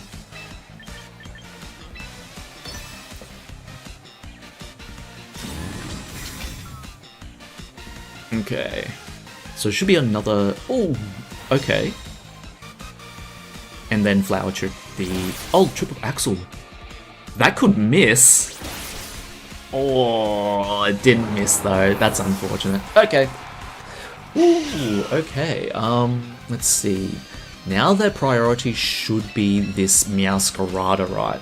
If they need an endgame with their...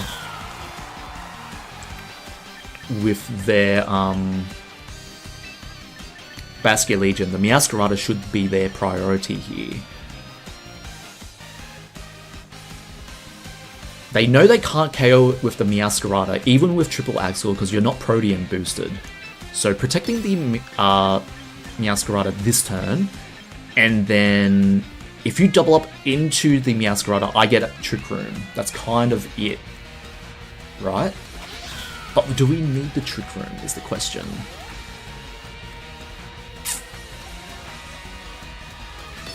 I'm gonna go for it. I'm gonna go for it. Alright, let's see what we can do here. Sludge Bomb does go into the Armourouge. Okay, so at the very least, we do stall out a turn of Sun, but that's about it. And it's Triple Axel again. I'm just gonna hope for the double and see how we can do from that. Yeah, so probably my opponent really managed their grass types very well. We do get the double, so we can outspeed the Venusaur potentially next turn. I kind of have to go for the Venusaur anyway. I'm going to click Flower Trick in case they want to switch out, right?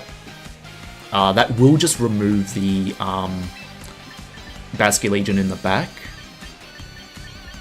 The question here is if they saw the double protect play as a means to KO the Venusaur, right? Let's see if they did. Let's see if they do read into it. They Triple Axel, so they were faster on their Meowscarada, and it is a 3 hits on the Triple Axel, so that's very unfortunate. Ah, well. That leads me to believe that yes, it definitely was Choice Scarfarada, but my opponents here really managed their grass types well through their switches. And probably what I could have gone for too is Alcremie with Mystical Fire. That would have been very nice for this team. I was scared away by the fact that they could have just let Charizard Venusaur go for a Sleep Powder onto the Armourouge and just Weather Ball the Alcremie just to feint at turn 1. Of course, Alcremie doesn't exactly feint to a Weather Ball even from Mega Charizard White because of the HP that we're running, but a Sludge Bomb definitely would have been able to get the Alcremie there. Well, very good, me mateys. Very solid effort overall. I do believe the playmaking I've been doing hasn't been quite up to snuff compared to my videos, but that's okay, me mateys. Alright, still a good match nonetheless. They played to their outs really well there, and I held in there. Very good. Alright, so Whimsicott Charizard with probably anti-Trick Room, right?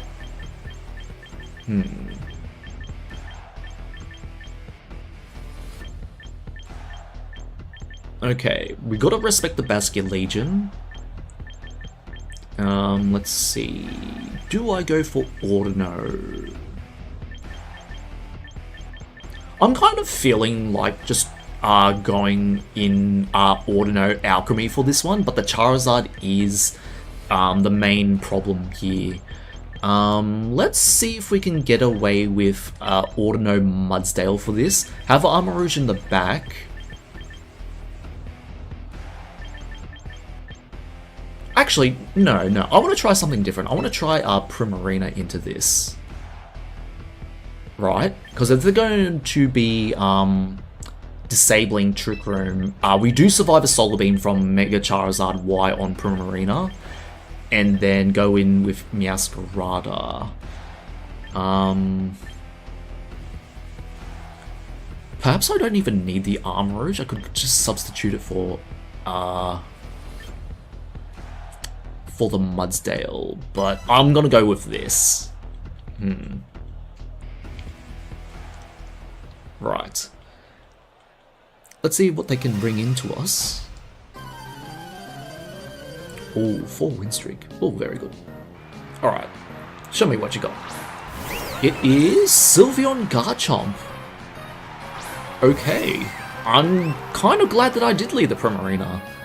Okay, so very obviously they could just protect the Garchomp, go for a Carmine on Sylveon.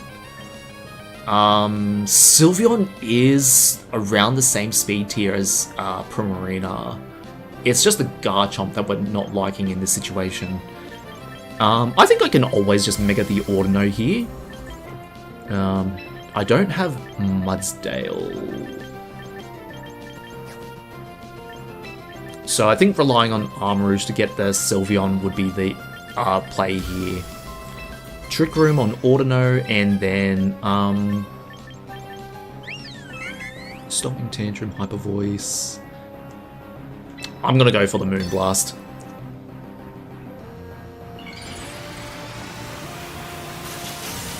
Because if they know it's Trick Room Mega Audino, they shouldn't protect their Garchomp. And they should Calm Mind.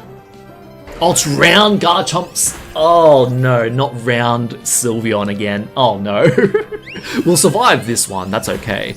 Life Orb's round Sylveon isn't enough to KO an Audino, but I'm very glad I went with this play. Oh my goodness. Unlike that time, Garchomp is a little bit weaker to Moonblast than Zoroark is. They still both faint in one turn, but oh my goodness me mateys. Oh no. Okay. And we do find out that our Primarina is... Oh no, because they used Round, it actually made their Sylveon go next after the Garchomp. Yeah, I forget how that works.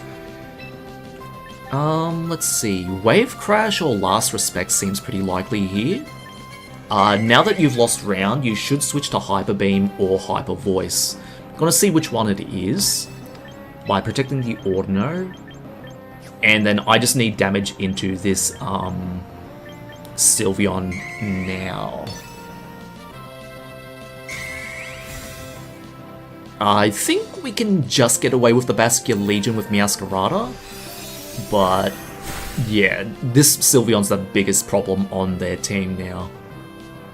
Yep, so they switched to Hyper Voice, very good. What's Basculegion clicking? Should be Last Respects into the Primarina. Or just Wave Crash 2 into Audino, that works as well. It is Last Respects into Prim. Okay, very good. I think here... let's see... No Life Orb on the Basculegion.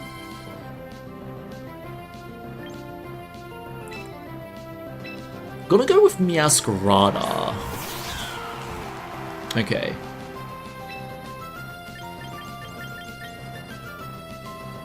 Let's see. You should Hyper Voice again. And I already protected. And you haven't shown your Mega Charizard Y yet, so Armor Rouge is very important here.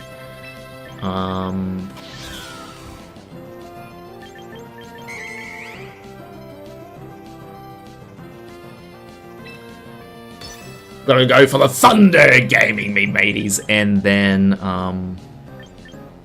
or gonna Protect.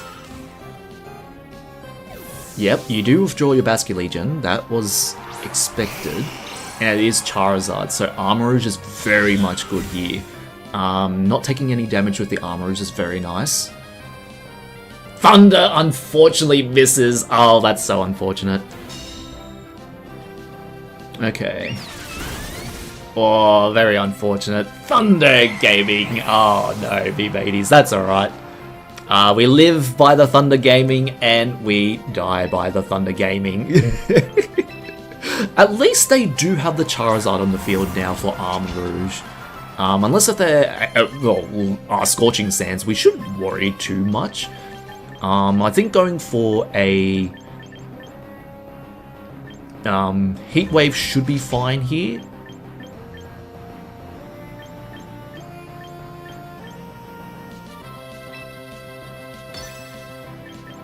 And then probably just Throat Chop, right? Or yeah, I don't think the Heat Wave gets the Sylveon, even if it is at 30%. I'm not sure, but this is kind of what I have to do now. We're min speed, we're only 1 point in speed on the Meowscarada, so we should be able to underspeed most Charizards, unless if it's not timid. So they round the Sylveon. We do survive. Thanks to Focus Sash. Okay. Life Orb, yep. Should be Armarouge, and hopefully it can be Meowscarada, but then I don't see what we're doing into the Basculegion. Oh, it's just not enough. Oh, that's unfortunate. And Ancient Power! Why the Surgeon Ancient Power? Huh. Well, that means, I can probably just get away with a Psychic onto this,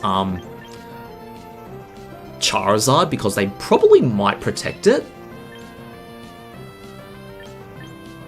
Or... but they could Aqua Jet the Meowscarada too, right?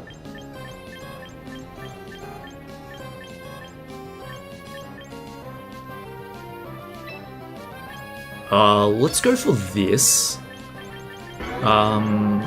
If you Aqua Jet the Armarouge, tough call. Because we're faster. Yeah, no, I think I have to go for this. Do you Aqua Jet the, you do Aqua Jet the Meow. Oh, that's unfortunate. Yeah. That's alright. Yeah, good on my opponent there. Ooh. Let's see... going for, Armarouge. I think in this game we could have actually gotten away with one Trick Room setter in the Mega Audino. That's kind of what I'm thinking here. Then that way we have a little bit more offense.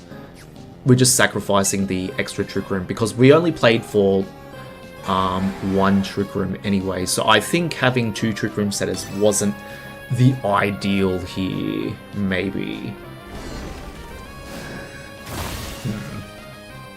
That's okay. My opponent played very well here. Very befitting of Master Ball rank. And proves that you don't need Archelodon to beat my team, so very good. Yeah. Oh, well, anyway, I've stopped trying to summon the Archelodons anyway. They never wanted to appear from me, before me, so I have dutifully, respectfully, and said, okay, we don't need to see the Archelodon anyway. Oh. Alright, I'm just gonna take a drink for now.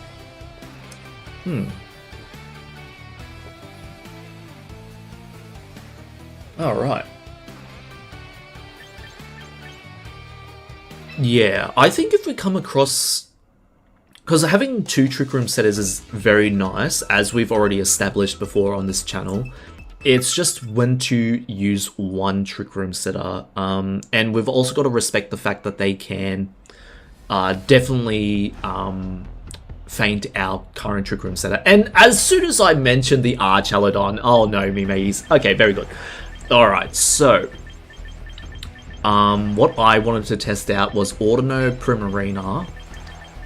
I wanted to try it without Primarina, but I think we need to stick the Primarina into the Archaludon. No real reason to have Armarouge here, because Meowscarada can deal with Kingambit and Sinistcha.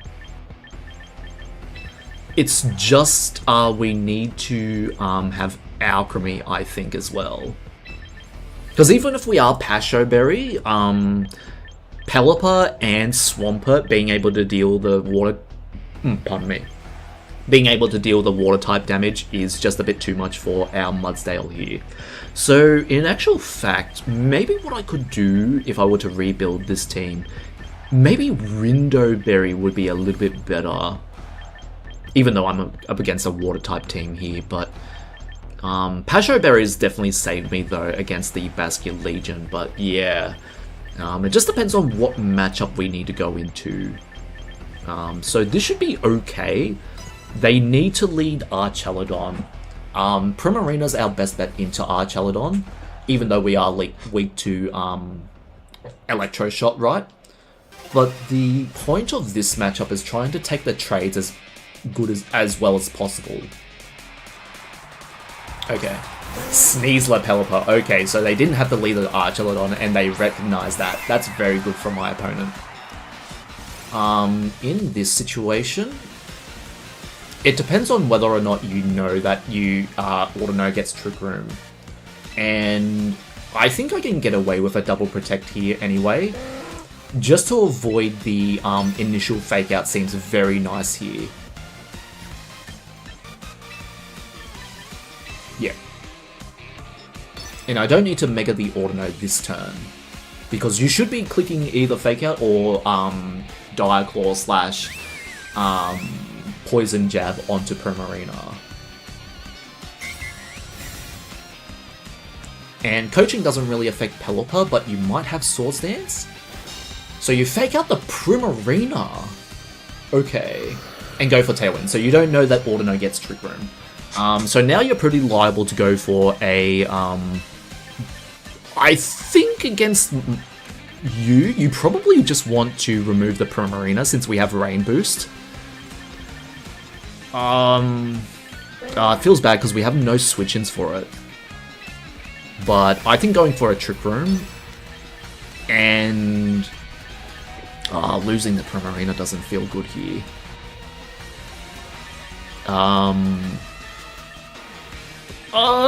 Alcremie? No, Alcremie, I don't want Alcremie to go down. Oh no. Nah, I'm gonna risk it. Gonna risk it.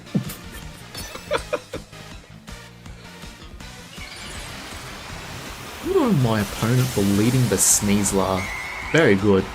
Pelipper Sneasler. But we do stall out their rain turns the more time we're on the field, and we risked it very well, me mateys. We survive, not for long, but we do survive the initial hit.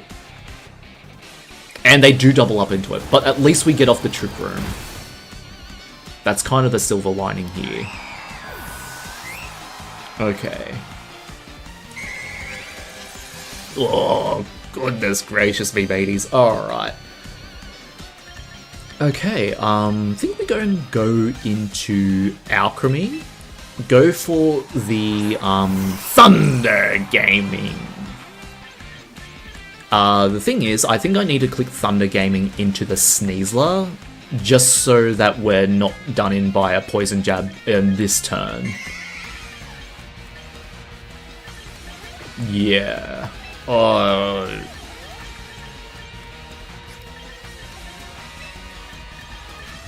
I think I go for the Protect anyway. You should Dire Claw the Audino. We should survive.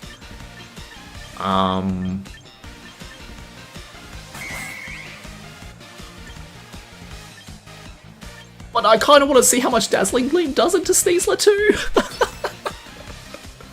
Oh no. Oh, Pelipper. Okay. Pelipper switches out into Archelodon. Okay. That's nice, because if they switch into a Dazzling Gleam, that's perfect, almost. They get paralyzed in Sneasler, that shouldn't matter. Yeah, Dazzling Gleam goes off, and it's not enough to KO the Sneasler. That's alright.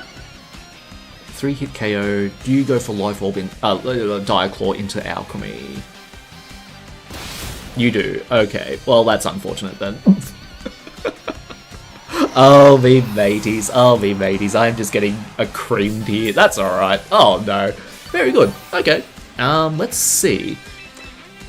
Low kick won't be enough to KO the Archelodon now, but another Thunder Gaming will be able to get the Sneasler. And then we kind of just have to hope that low kick can crit. Because we don't have Protean Boost, it shouldn't be enough anyway. And you should switch in Swampert, yep, to cover the Thunder. And then Electroshock to stack up the Flash Cannon for next turn, right? So low kick, not going to do any damage. Yeah, that's unfortunate. Let's see what we can do here. Flash Cannon. Oh, it's just a pure and simple Flash Cannon. Okay. Let's see. You probably just want to protect your Swampert anyway. Still gonna try and play it out. I have 2 turns left of Trick Room. Let's see. Gonna try and fish for a crit. I have the turn to do it. Oh, you don't go for the protect. Oh.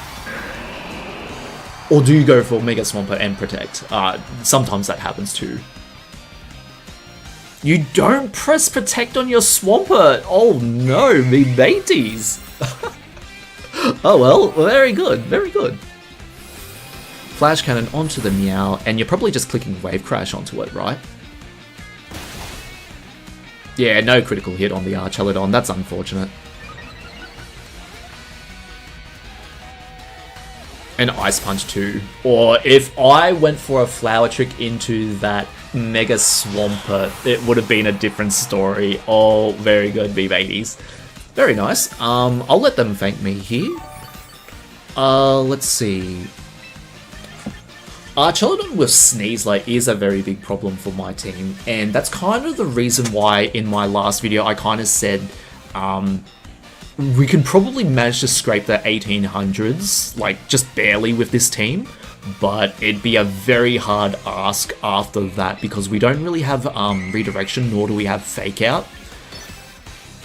A Trick Room team would love to have either one of those two. And we do land the Raw Thunder Gaming. Oh, that's so nice, Audino. If we can get the paralysis. Unfortunately, it doesn't look like that we do. Oh no, me babies. Very good. But yeah, going for like Rage Powder or Follow Me would be very beneficial. And that also allows that we can have like an extra... Like, we don't need an extra Trick Room setter if we have those two. We could have like Volcarona with Heatwave Rage Powder. It's not going to work into an Archelodon team, but Clefable's also nice, so is Mousehold. Technician Mousehold with Population Bomb is very threatening. Could also see Vivillon with Sleep Powder if we need to prioritize power with Armor Rouge, right? But yeah, do I need to change anything up? I don't think so. I just think I'm not handling the plays as well as I should be. Because what I could have done in that match, I should have... Like, even if they have Pelipper, in that particular matchup, running the Mudsdale was actually the better option to cover for the Sneasler. Because if they went Sneasler... oh, I pressed edit team. If they had Sneasler, Pelipper, then we survive the fake out, and Weather Ball thanks to Pasho Berry, and then we high horsepower the Sneasler. If they're Focus Sash, we probably have the next turn to click Trick Room with the Audino, and then protect the Mudsdale, and then we should be able to find a little bit more success in that match overall, but yeah. Because we leveraged the fact that we didn't have the Armor Rouge, we should have probably just had Mudsdale in for the Sneasler. Okay, hard Trick Room with Kangaskhan and a random Charizard in there too to throw me off. Let's see. I'm not too worried about the Charizard, but this Kangaskhan can do a lot of damage. Now, are you leading Hatterene and Farigiraf, or Farigiraf and Incin? Because Armor Rouge is still very fine here. I don't think I need the Audino unless if I want Life Duty. Mudsdale's always fine here.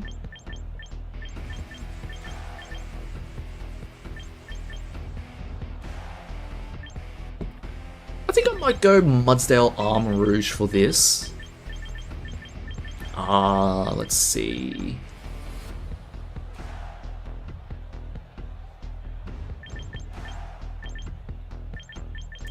Meowscarada feels a bit weird though. Primarina in the back. And then...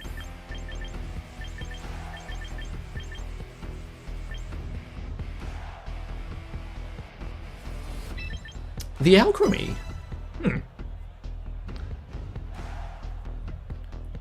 Maybe against this team, what I should do is prioritize Decorate, right? Because if they're going to set up a turn of Trick Room, may as well just decorate the Primarina to get past Sun from Torkoal, right?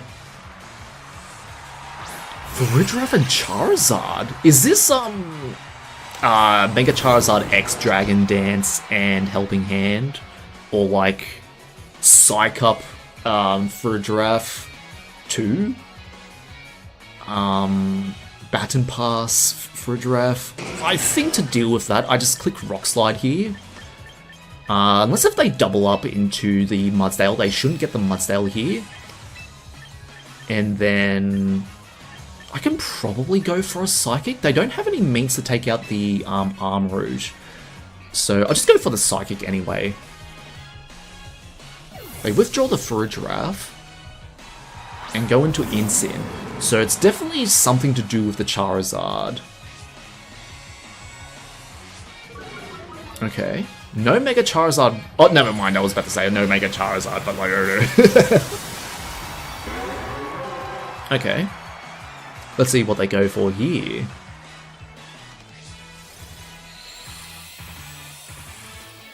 Solar Beam, straight Solar Beam. Okay. They call out that they were going to probably set up Trick Room, so Charizard's pretty nice for them, but we do survive thanks to our special defense investment. And then a very strong Psychic. And then if Rock Slide connects, that's just your Charizard gone. Unfortunate. Oh, Incineroar? It doesn't miss the Charizard. Oh, that's very nice, me mateys. Ooh. Okay, I think I can just go for a pretty standard Trick Room Protect, right? Oh no, I don't even need Trick Room because you lost your Charizard now. Yeah, you go back into Farigiraf and play for Trick Room, I'd reckon. Just in case if you don't, I'm just gonna click Double Protect here just to see what you're doing. Because Trick Room benefits my Mudsdale more than it benefits Armor Rouge, but like, if Mudsdale can get off another attack into this team, then that's pretty good. So let's see what they want to do here.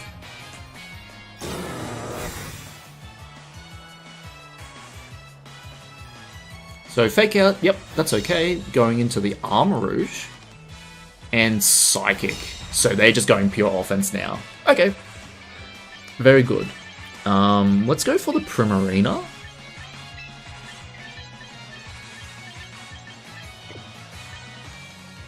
Actually, I don't think I need to go for Primarina, do I? seems like a nice time for Alcremie too. We can Moonblast. Unless if you have Grass Knot or Energy Ball, this should be fine.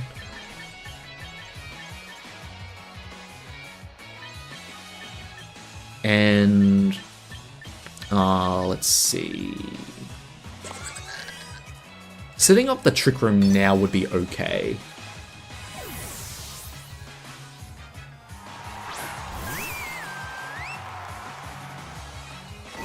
Go for a Raw Psychic. Okay. Special Defense drops. Oh, that's unfortunate. Darkest Lariat. So, if we're faster... I mean, if they're faster than us, then this Trick Room was worth it. Otherwise, this might not have been it. Oh, unfortunate critical hit too.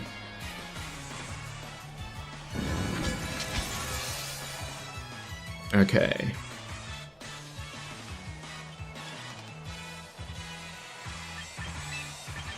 Right, so your last Pokemon probably is either Torkoal or Kangaskhan.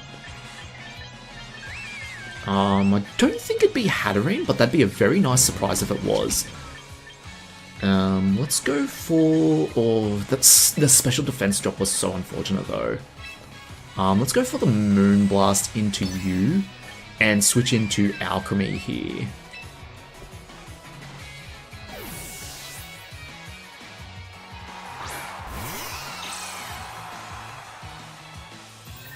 Okay, so we are definitely slower. Very good. It's not min speed in Sin, so that's very nice. Darkest Lariat shouldn't do too much. Very good. And then Psychic will do a lot thanks to... Oh, it's just Thunderbolt. Ah, unfortunate. Oh, but we survived the Thunderbolt. Oh, very good. Thank you, Primarina. Okay. Now they're slower than, they're faster than Primarina, but what about the Alcremie? Okay.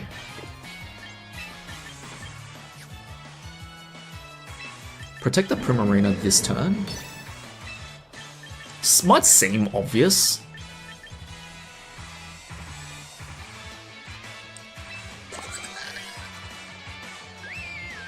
I'm greeting. Oh no, I haven't done it in a while, I gotta do it. It's Torkoal. Oh, they switched in Torkoal a tad too early. Oh, that's unfortunate. Oh no. Psychic the Alcremie shouldn't faint us. Very good. I think this was worth it. This might have been worth it, unless if Torkoal for some reason gets Wide Guard. It doesn't get Wide Guard, so very good. And then just a raw Hyper Voice, right? Yeah. And then Dazzling Gleam, right? Oh, I could just Mystical Fire too. Oh no, you know what? Torkoal's faster, right? Ah, that's unfortunate. Yeah, no. Torkoal's faster. No. Okay. No, that Decorate play was not good. That's alright. Can go for the Protect and then just have Armarouge withstand the Eruption. Yeah, unfortunate that happened, but that's alright. Okay, Helping Hand and then Eruption, right?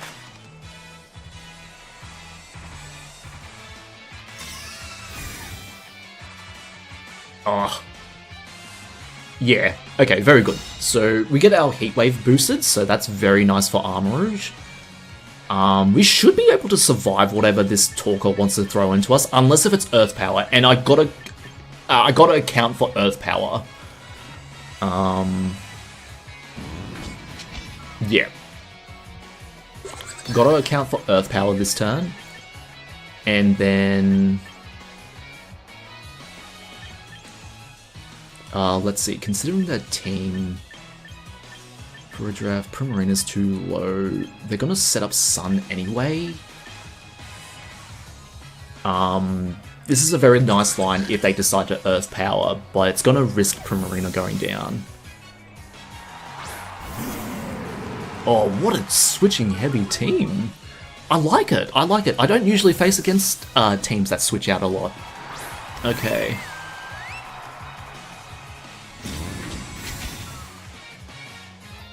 Ensign comes back in, and you Psychic the Primarina slot. Very good, to account for Alcremie.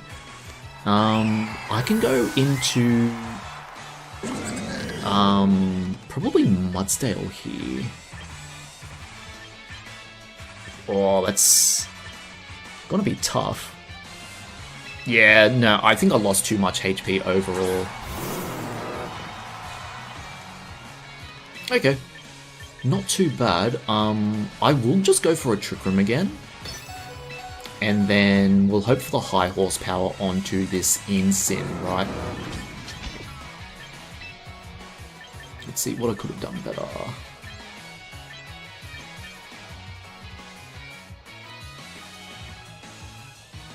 Yeah.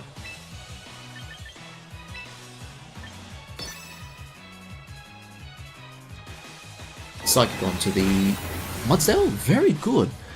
Okay, and then you should just be clicking Darkest Lariat into the Armor Rouge. Yeah. So we managed the early game quite well there. It was just the end game. Probably going for the Mega Audino there would have been better. You have Audino over the Alcremie, and then we just have a second Trick Room setter for this team. Because they did get me with the surprise Charizard. I was a little bit prepared for it, but we did manage to take it out, but we did lose a lot of resources in the end. So yeah, now you just set up your 2 fire types, and then you resist whatever's coming your way. Life Orb, Dazzling Gleam, not enough to get the Ensign. So, overall, going on Life Duty to have the Sustain would have probably been the better play here. So very good on my opponents there.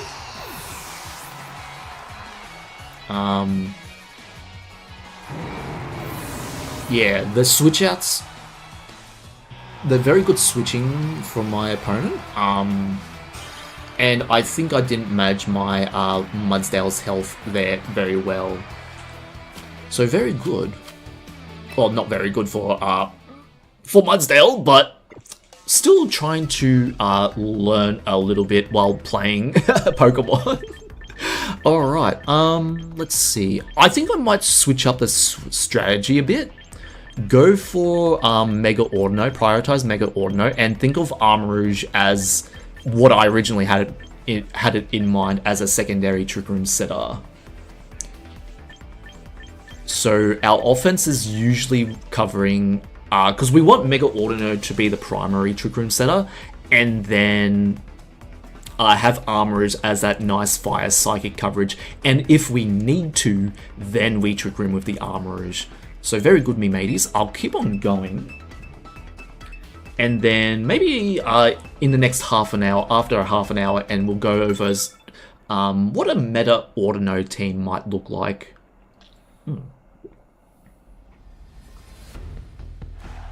And if we can get a game or two into it.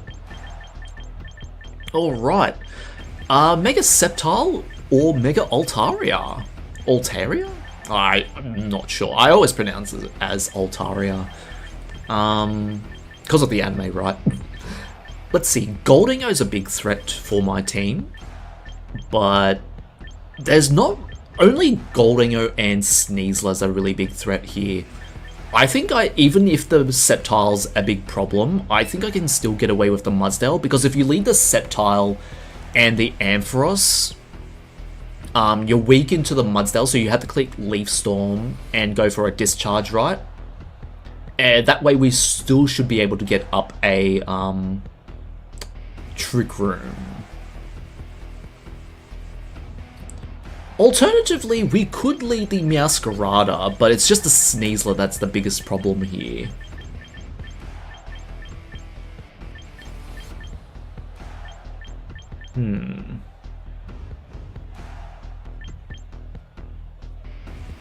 Okay, I think I'll go Mudsdale.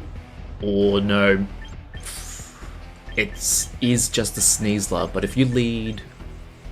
But you're not getting a combo off, so I think... Mudsdale and then Meowscarada. Oh. That was close. Oh my goodness me, mateys. Okay. I chose Armourouge just so we have a little bit more defense into the Sceptile. And Goldingo, for that matter. Life Orb Shadow Ball will hurt. But, like, if we're in Trick Room, that shouldn't matter. Sneasler Slowking. Okay, very good. Dual Poison types. What they can go for here is probably just, like, Sludge Bomb on the Audino and Fake Out. Gotta see what they go for here. And then... next turn, if they go for, like... Close Combat into the Audino, and then Sludge Bomb to count for Mega Audino, we should be able to switch in Armourouge on that slot. So Fake Out onto the Audino, yep, and then Sludge Bomb onto the Alcremie. Yeah, okay.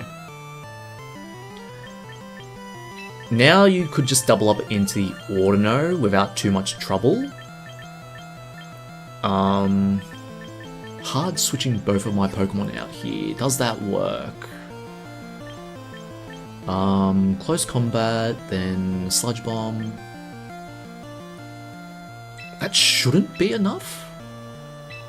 So go into Armourouge and go into Mudsdale.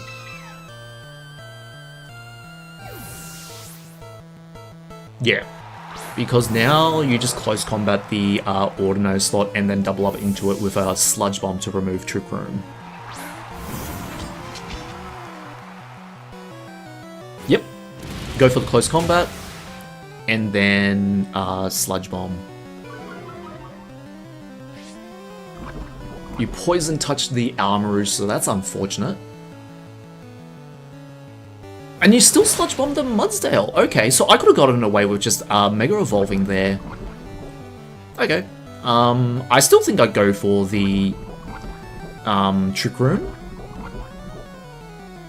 Unless if you double up into the Armourouge, we should survive. And then High Horsepower your your Slowking. Since if we get off the Trick Room, then Slowking's gonna be the fastest. And considering we're running Alcremie and Audino, I think prioritizing the Slowking this turn might be it for me. You bring in the Sceptile, so are you double switching?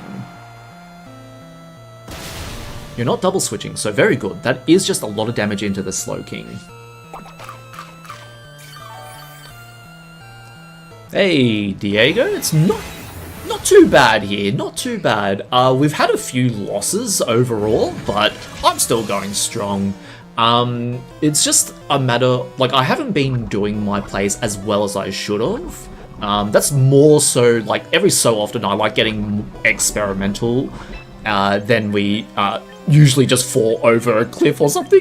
No, not like that, but you know what I mean.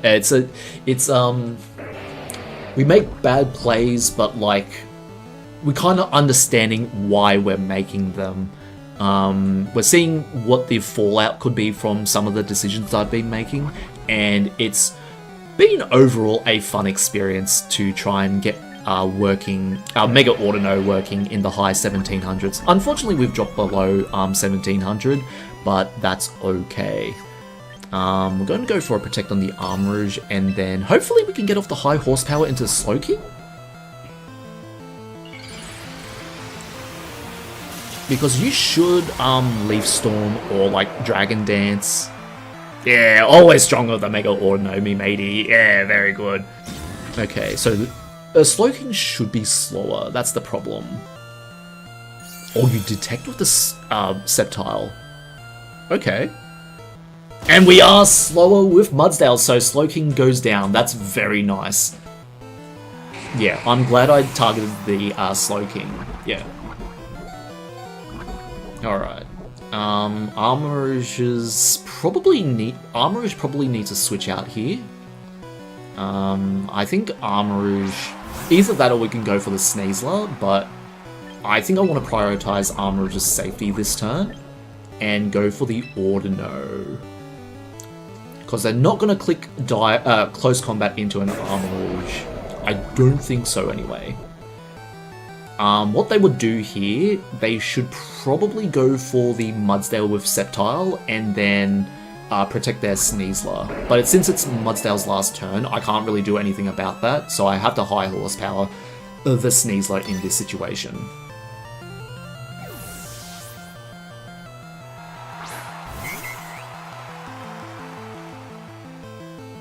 You fake out the Audino slot. Okay, very good, the Armorer slot. Unfortunate, another Poison Touch proc, but that's alright. And that means we do just get the Sneasler down to Sash. That's very good. We lose Mudsdale for this, but that should be okay. Oh, you Dragon Pulse! Imagine if I switched in Alcremie there. Oh no. Okay. Very good. Do I switch into Alcremie? I think I can get away with it. 2 turns left of Trick Room, I can get away with it. Who would your last Pokemon be, Goldingo? Because you Mega the Sceptile, not the Altaria, so it should be Goldingo, right? If I can keep Trick Room up, or at least have a chance to set up Trick Room, this should be okay. Because now what you're gonna do is you're probably just gonna Dragon Pulse us again on the Audino slot, or Leaf Storm, that's also applicable, but like a Life Dew here is very good for the Audino if you switch out Protect, right? That just makes sure I can survive the next turn. And you're gonna click Make It Rain anyway with your Goldingo, so I need to chip the Goldingo, even if I know that Goldingo's gonna come out, right? If the Sceptile doesn't do anything other than Protect, we need to punish that. So I think that's what can give me the upper hand here. Yep, so you should be Goldingo. Yep. And protect the Sceptile.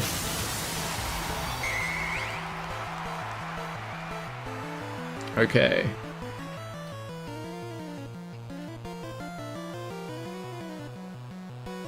You don't protect the Sceptile! Wait, what? Your Sceptile's in danger! It's in danger, me matey! Oh boy, that's a lot of damage. I think you wanted that because you wanted the fake out next turn. Oh, yeah. Let's see, because you double protect this turn, unless if it's already Trick Room. If you know my team, you're more liable to fake out the Alcremie or maybe the Audino, because we might be running Fire Blast on Audino too. That's also a very good option. But we're not running it, so I'll just go for another Life Dew. And then... oh, what would be more worth it? Going for a Dazzling Gleam or Mystical Fire the Goldingo? We're not at enough health to survive a close combat anyway. I'm gonna risk it. Thunder Gaming! And then Mystical Fire. Fake out the Alcremie. Oh, okay. Might have a line here. Thunder Gaming connects the Sneasler, so it's just the Make It Rain or Shadow Ball. It's got -2 now, but unless if they click Trick! What's Trick doing on? It's Choice Scarf Goldingo! What's what? No, mateys, I think we just win off of that. No! Oh no! Oh no, okay, but let's just say if they were clicking Make It Rain that turn, because that Choice Scarf Goldingo, they wouldn't have won against Armarouge anyway. Oh no, not the Trick Goldingo! Oh, very good!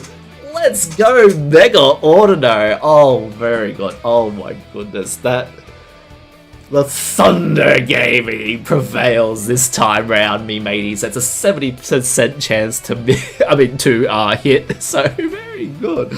Oh, that just made my day. Oh, very good. Mega Audino. Oh, lovely. And we're still in the top 200,000 thanks to that. Oh, very good. Okay, let's see. I guess we'll play another match, and then I'm going to go over what a Meta Audino team could look like. I don't have all the Pokemon for it, because finding an Annihilate was a little bit more troublesome. I forgot that it was 20 Rage Fists, right? But it came to be a little bit too late before the stream happened. I could do it on stream, but I don't want to, like, have all the waiting time. Let's see. Oh, we got the wall here. We got the wall. The Mega Aggron. Okay, I've never played against an Aggron user. Actually, once. I've only played against an Aggron user once. I think what they tend to do is, if they see a physical-oriented team, they bring in the Mega Aggron and just wall out everything. So Mudsdale's actually not as good into Mega Aggron as it would seem. So against this, I think I can just go... pardon me. Go for the Audino, go for Primarina. I could also go for Meowscarada to cover for the Vivillon, going for Sleep Powder. Let's see... And we need something for the Sinistcha too. So... maybe Armarouge is the better choice? And then I kind of want to flex and go Alcremie. Very good. Oh no. Alright, let's put up your dukes. Put up your dukes, Mega Aggron. Let's see what you got. Alright. Now we're talking. It is the Aggron, so it's probably Choice Scarf or Focus Sash, Sleep Powder. Okay.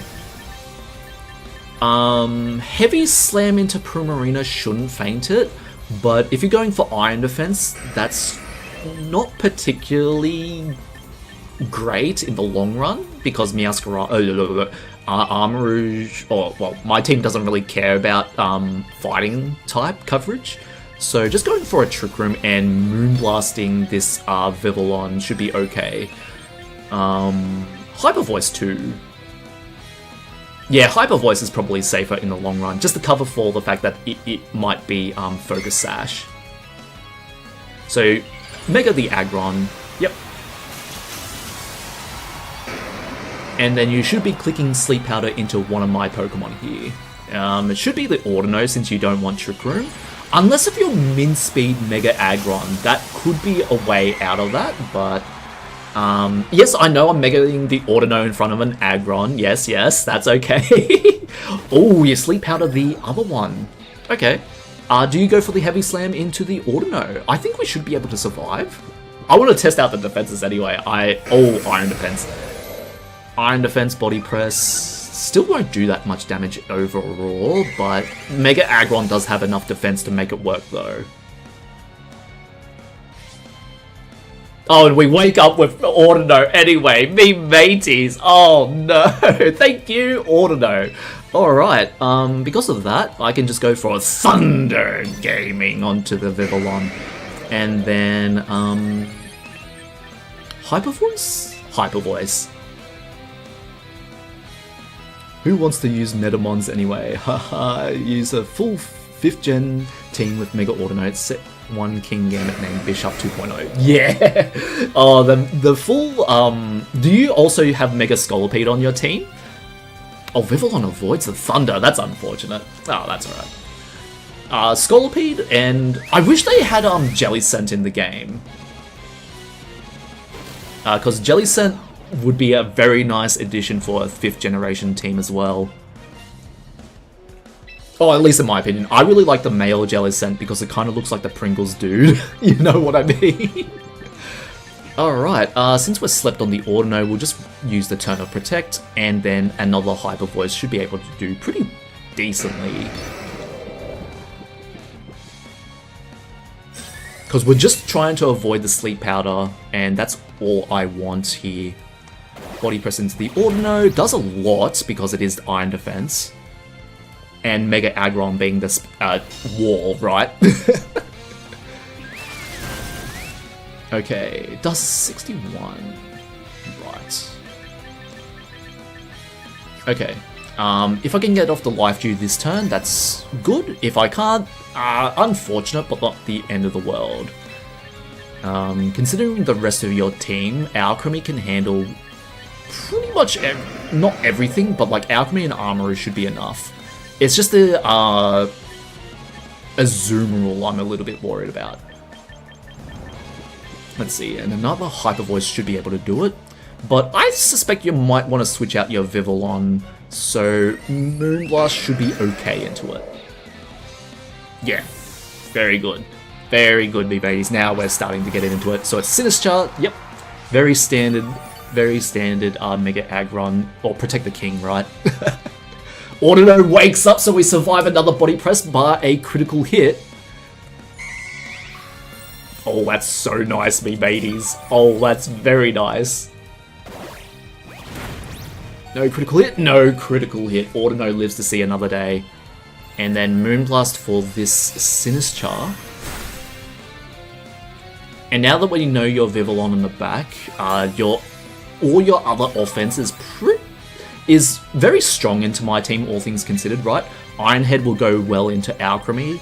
I don't think Mega Aggron, because you're running Body Press, right? You should be max defense over max attacks, so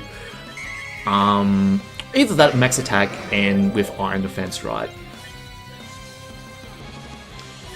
Let's see. Yeah, last turn at Trick Room, I think I will just get the Audino to protect, make him think a little bit, and then Moonblast will be able to get your Sinistcha here. No, I use Chandelure as a secondary Mega. Audino, Stunfisk, Conkeldurr, Electros, Chandelure, and the Gambit. Oh, that's a nice team. That is a nice team. Yeah. Stunfisk is surprisingly very tanky for what it looks like. You know, being a flat fish, right? Is it based off a stingray, or was it like one of those ocean floor fish? I can't remember what they're called, but yeah, Stunfisk always brings a smile to me just seeing its goofy face. Let's see, protect on the Sinistcha so you didn't faint, and Moonblast will still get you. In case if you don't click Body Press, I'm gonna try and feint this Sinistcha while resetting up Trick Room. +4 Body Press shouldn't feint the Primarina. Oh, maybe it will now. Oh, that's unfortunate. Okay. It is resisted. +4. It is resisted. We do have max HP. Okay, not quite enough. We do lower the special attack. That's nice. Oh, +4 is enough. Okay. Okay, I still think we can pull it off. Because I just don't think we need... Oh, we might need Trick Room still. +4...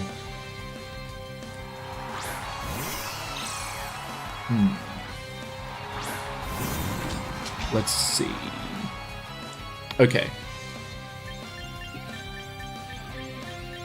You definitely want to try and Shadow Ball the Armarouge, but that lowered special attack matters so much here. Do I play it standard on this turn though, is the question.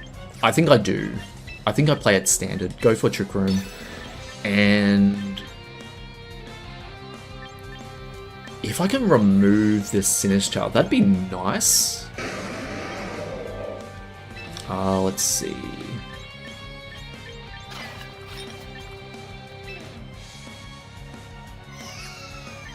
I'll play it standard. Play it standard.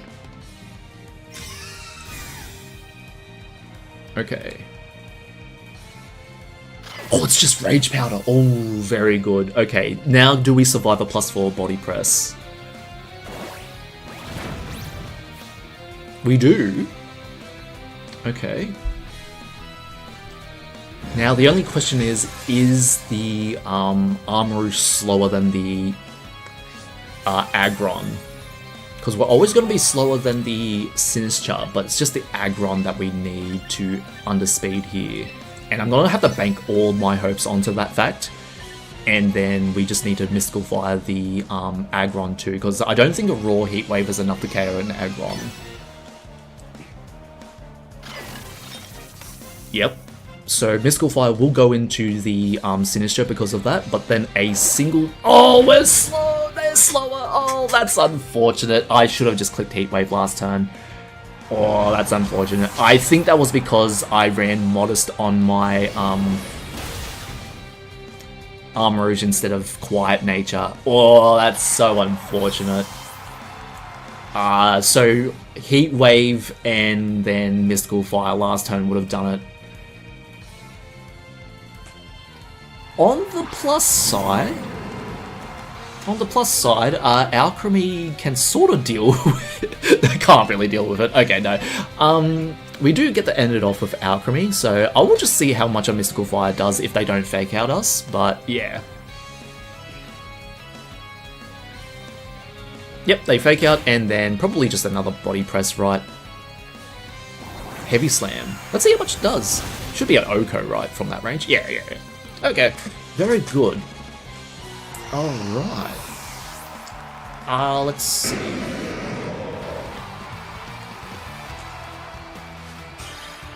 I think leading Armarouge there was the play. Considering it was against the wall, I don't see why I shouldn't have led the Armarouge, but I kind of wanted to do Mega Audino for that, see how it'd go. Even though you could definitely argue that leading Audino was not the right choice against a Steel type, though. Oh dear, V80's very good. Okay, so with that, I'm gonna try and... I know I had like a really bad track record here, right? But I'm gonna try and explain to you what a meta Audino team might look like, right? Still might be filled with a bit of off-meta picks, right? Oh, I keep on clicking the same buttons. Oh no. But overall, it's just a matter of like using meta Pokemon over some of the Pokemon that I've got here, right? So I'll just read chat just before I do get into it. Yep. Oh yeah, Jelly Scent would be very nice. Super tanky. Use it with a lot of special defense and tanks, Solar Beams, Charizard, and have good base HP. I gave him Life Orb and he's really good. Yeah. Oh, that's great. I forgot. Did you give who did you give Life Orb to again? I kind of missed that point. Oh, the Stunfisk, right? The Stunfisk. Yep. Yeah, Stunfisk is really tanky. It's shockingly tanky for what it looks like, and you give it the Life Orb and boost its okay special attack, and it just does so much damage into Charizards, right? And the fact that it can also tank a Solar Beam with Stunfisk, that's amazing. It's kind of reminds me of Mudsdale, but Stunfisk is actually better into Charizard in that regard. Because you can survive the Solar Beam and just hit for super effective Thunder Gaming. Or, you know, Thunderbolt too, right? But yeah. Okay. Alright, so, when you're running Audino with a meta team, let's just pretend we're gonna have Alcremie too, right? Because it's my favorite Pokemon. We can't get away without running the Alcremie here. So I'm just gonna remove these Pokemon here. Yep, wrong button. Okay, running a meta Audino team, we do remember that one Japanese tournament that had the Mega Audino to assist with Chelodon, right? It ran something close to like Rain Dance, Protect, Helping Hand, Dazzling Gleam, or Trick Room instead of Helping Hand, right? That's a very nice Audino like setup. Helps set up the Archelodon for that team sets up the Rain Dance, and because you're always likely going to survive on Audino anyway, bar a double up with like, at that time was only still season MA, so most double ups, most threats on that in that season could only 2-hit KO the Audino, right? But now that we're in a season filled with Goldingos, Scizors, you know, all the steel types in the world to feint the Audino, we can no longer get away with like relying on Audino as a pure setup heavy Pokemon for the higher ranks, I guess you could say. And not completely so in the fact that, you know, run Mega Audino and everything will be alright, right? It's a lot more challenging than that because Mega Audino is just filled with so much issues that it needs to address with its team building, right? So you have to worry about Goldingos, you have to worry about Whimsicots because of Taunt and Encore, and you also have to worry about just general really strong hard-hitting strategies like Mega Swampert in Rain, Charizard Y, and the like, right? And you still also got to account for the off-meta threats, but usually you build for the meta teams, and then hopefully what you've built should be enough to handle the rest, right? So my opinion of a meta Audino team looks as something a little bit like you have the Audino, and then for a nice like setter, right? To help you set up Trick Room, you have a Sneasler. Now, it's a little bit weird having Sneasler, but this Sneasler always covers for the fighting types that want to get rid of the base Audino form, and it's also a really nice touch for resisting any poison types that want to go into Mega Audino, right? I know, this is kind of the idea behind meta team, and if you don't like the Sneasler, right, I think a nice option is Glimmora. I unfortunately don't have, I do have Glimmora. Glimmora is also a very nice option to sub in for Sneasler. So if you don't like Sneasler, Glimmora is a nice kind of anti-meta pick for the Sneasler slot. Otherwise, you just run Sneasler anyway. So we'll go for Sneasler here. This way you have Fake Out, and then you can have, on a Mega Audino team, you don't want Unburden, you want Poison Touch. And I think with this Sneasler, right, you go for Dire Claw, Throat Chop over Poison Jab. Now, the only reason that is because of Sylveon. If you suspect that there's a Sylveon switch in for your Sneasler, you go for the Throat Chop onto that slot, and you disable the Hyper Voice so that they have to go for Hyper Beam. That's kind of the idea behind it. We don't need to worry about too much moves at the moment, but I will just put on Protect, and then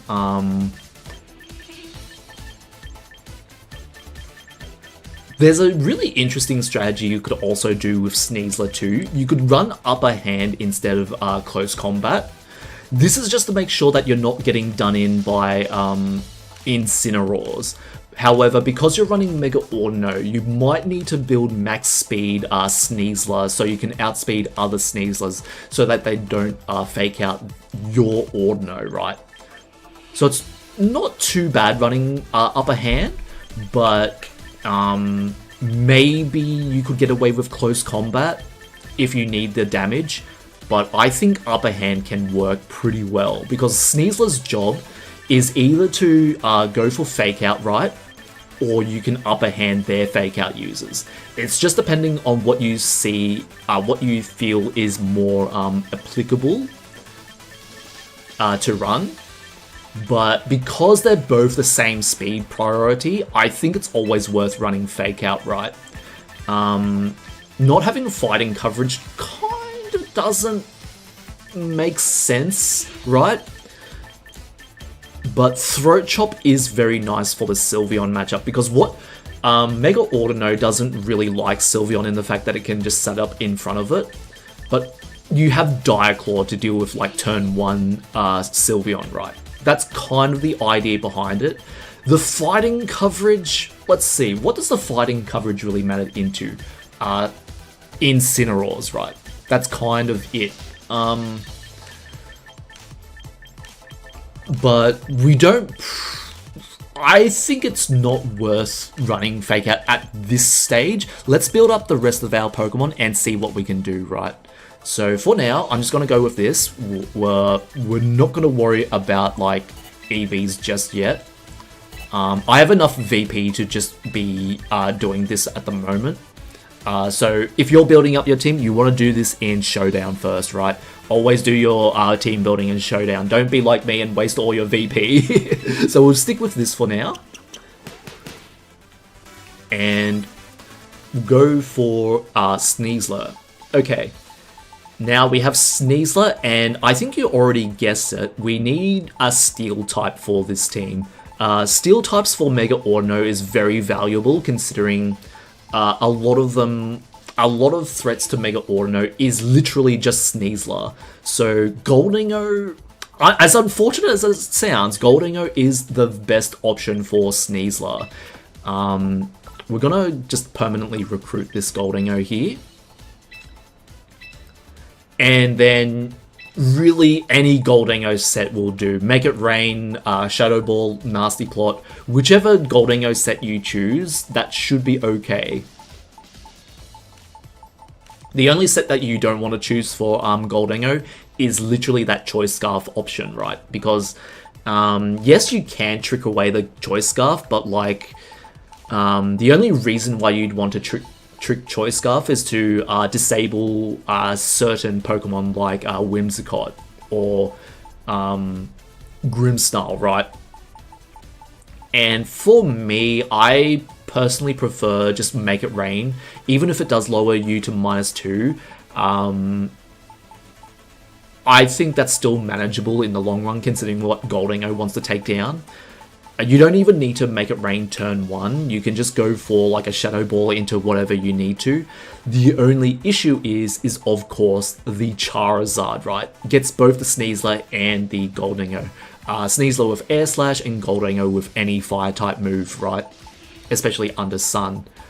So in that case, Armarouge is still a very nice option. You could even mix it up and go with Chandelure. Or Volcarona, and I think actually, in fact, Volcarona might be a nice option just for that redirection, right? But against Charizard Y specifically, it depends on what you want to cover, right? You could also run Tyranitar too for anti-Charizard, but overall,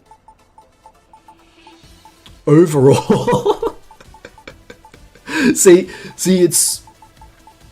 I know it's kind of, like, not coherent at this point, but, like, you want to figure out also, like, what is the theming around your team, too.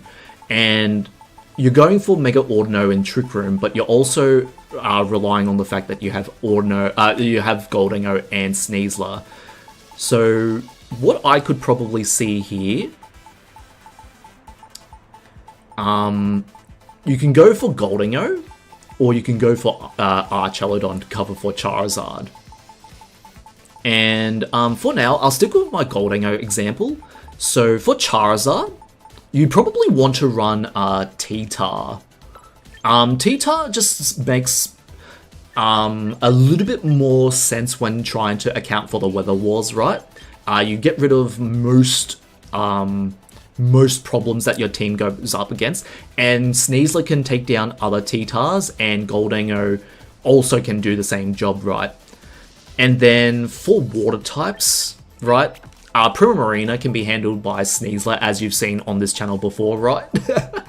And then Goldingo's also a really nice option into Mega Floette. Basculegion's probably the most problematic out of, like, for these three Pokemon, so then you'd need Pokemon to go for that, right?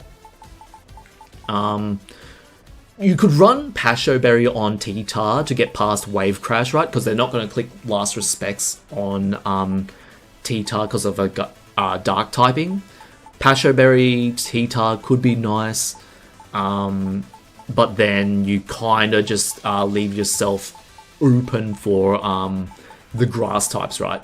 But considering most grass types in the game run Solar Beam, or like if they're Meowscarada, they typically go, well, unless they're Meowscarada, right? Energy Ball from Primarina could also be problematic, but it is just literally just that, right? So Pasho Berry should be able to withstand a lot of the water coverage with T-Tar, and then yeah, that should be okay for this, right? And then a final option, you probably just want to have either Incin or a secondary Trick Room setter like Farigiraf, right? If you suspect that their Fake Out is going to be faster than your Fake Out, you can just disable it entirely. What you could do, you lead Farigiraf. You lead Farigiraf and Goldingo to get rid of, to bypass Fake Out, or like have Goldingo next to Audino to bypass a lot of the Fake Out pressure on your ally Pokemon and just go for the Make It Rain. So this is not a too bad of a start of a meta team, right? Not quite like something... it's probably not like a pro level build if I'm being real, but it should be able to do decently, right? So I'm going to try this out anyway and see how we can go with it. I'm going to put Focus Sash on Sneasler since that seems like the best one. We'll go for the... I like Occa Berry on Goldingo since it covers for Charizard matchups if we need to switch it in, right? Garchomp can be a problem, but that's kind of what the Alcremie's for.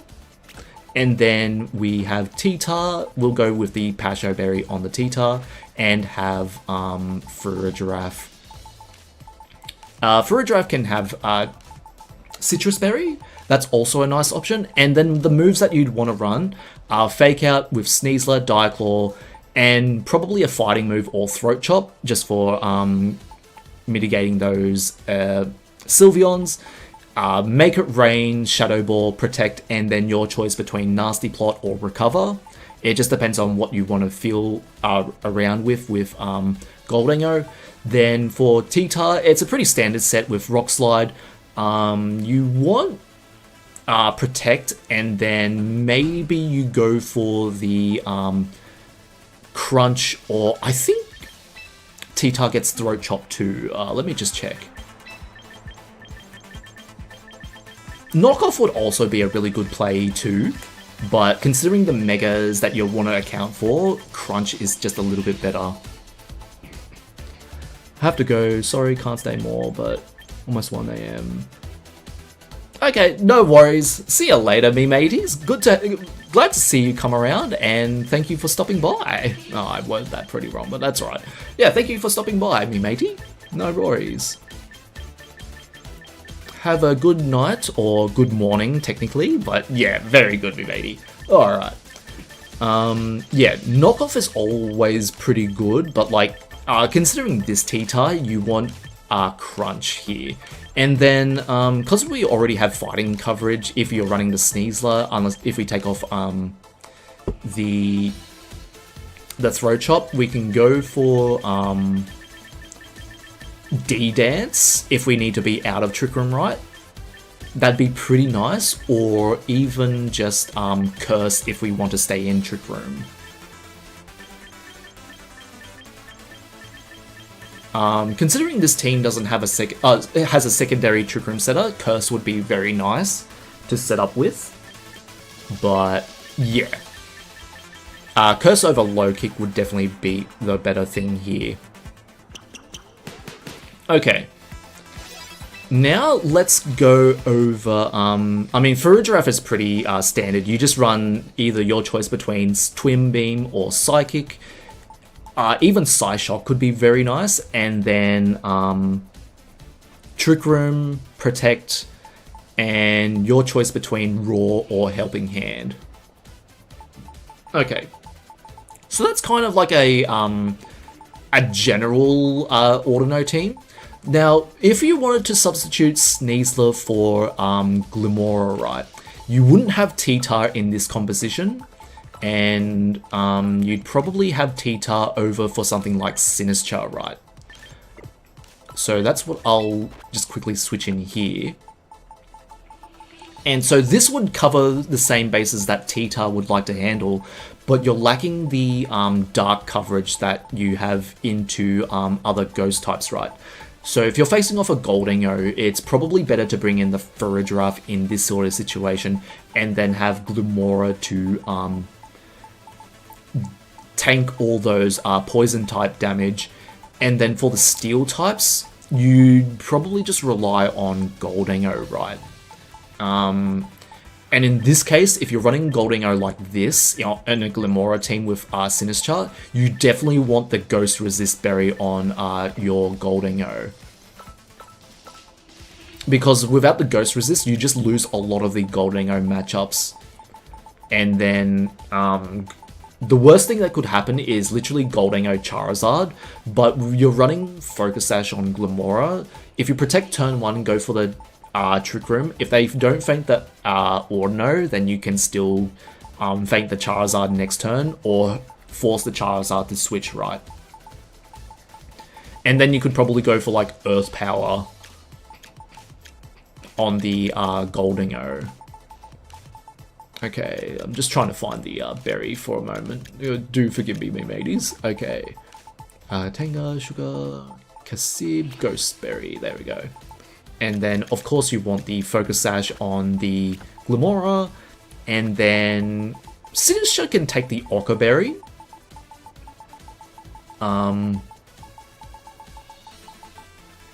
Yeah. And then, if you were worried about the Goldingo matchup too, right, because you're running Glimmora, Archelodon's a perfect, like, substitute for Goldingo in this situation. The way I see Archelodon, I know this isn't coming from a top level player, right? But like, I see Archelodon as like a max special attack, max HP sort of Pokemon inside Trick Room, because we're not having Rain Dance on this team, unless if we want to put it on the Farigiraf. That is an option. But overall, like, Flash Cannon still won't be enough damage to stack up a lot of the time. So you're like relying on Archelodon for those big Draco Meteors, in my opinion, if that's what you wanted to go for, right? So on this Archelodon set, we'd run not Dark Pulse. We'd definitely run something like the Draco Meteor, Protect, of course. And then your choice between Steel Beam for Electro Shot, or if you're running Electro Shot, you can get away with Flash Cannon, and then Electro Shot, right? Yeah. Let's see. For this team, let's see. Let me just see what I need. Okay. So Glimmora, Archelodon, Sinistcha, then Farigiraf. If we're not going to be running focusing Rain Dance, I think we can get away with Steel Beam. Like, just a nice one-shot potential of Archelodon without needing to rely on Electro Shot coverage. The only issue with Steel Beam is that it can miss, and also because it can miss, we will just take 50% damage for free, right? And that's not very good. So for this team, can go for like a very standard Flash Cannon, Protect build. Aura Sphere could be nice too, but we just want Protect. And then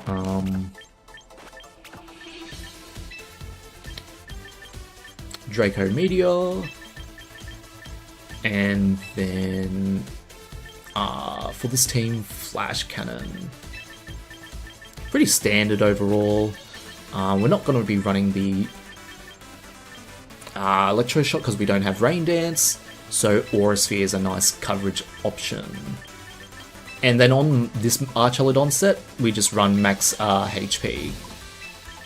And because I don't want to be... now this is kind of like a little bit different from the regular Archelodon. We're going to run Stalwart, just so we don't get countered by any Rage Powders or Follow Me, right? So if you didn't know what Stalwart does, the Pokemon ignores the effects of abilities and moves that draw in moves. So moves like Follow Me and Rage Powder will not work on this Pokemon. You could also argue Sturdy might be a little bit better, but considering we're aiming for the one-shot potential on Draco Meteor, Stalwart's a little bit better in this situation, I'd reckon.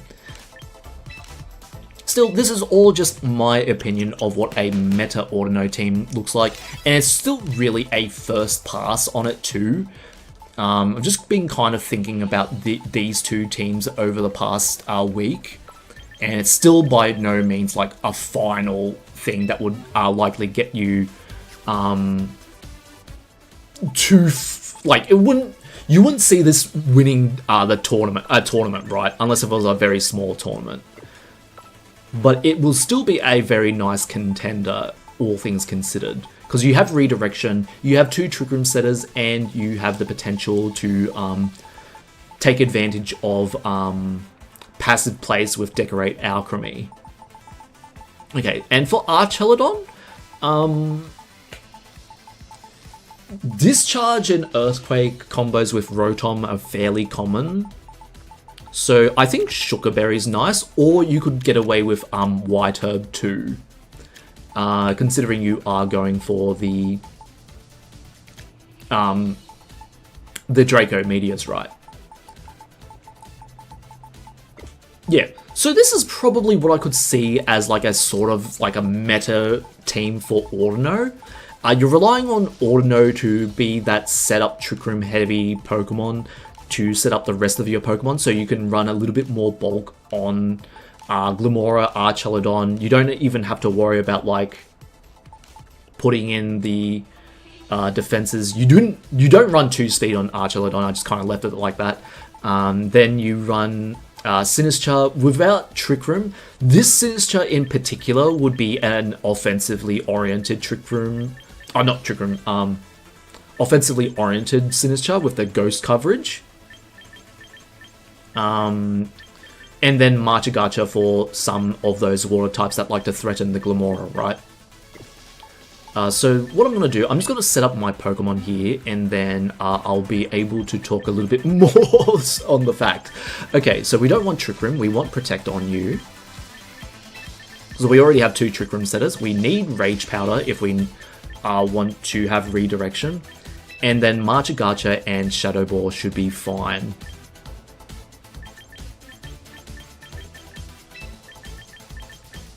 And for this Sinistcha, I think we can get away without defense, purely because we can leverage the fact that Aerodactyls, if we come across against a Mega Aerodactyl, right, we don't need to have Sinistcha taking the hits for free.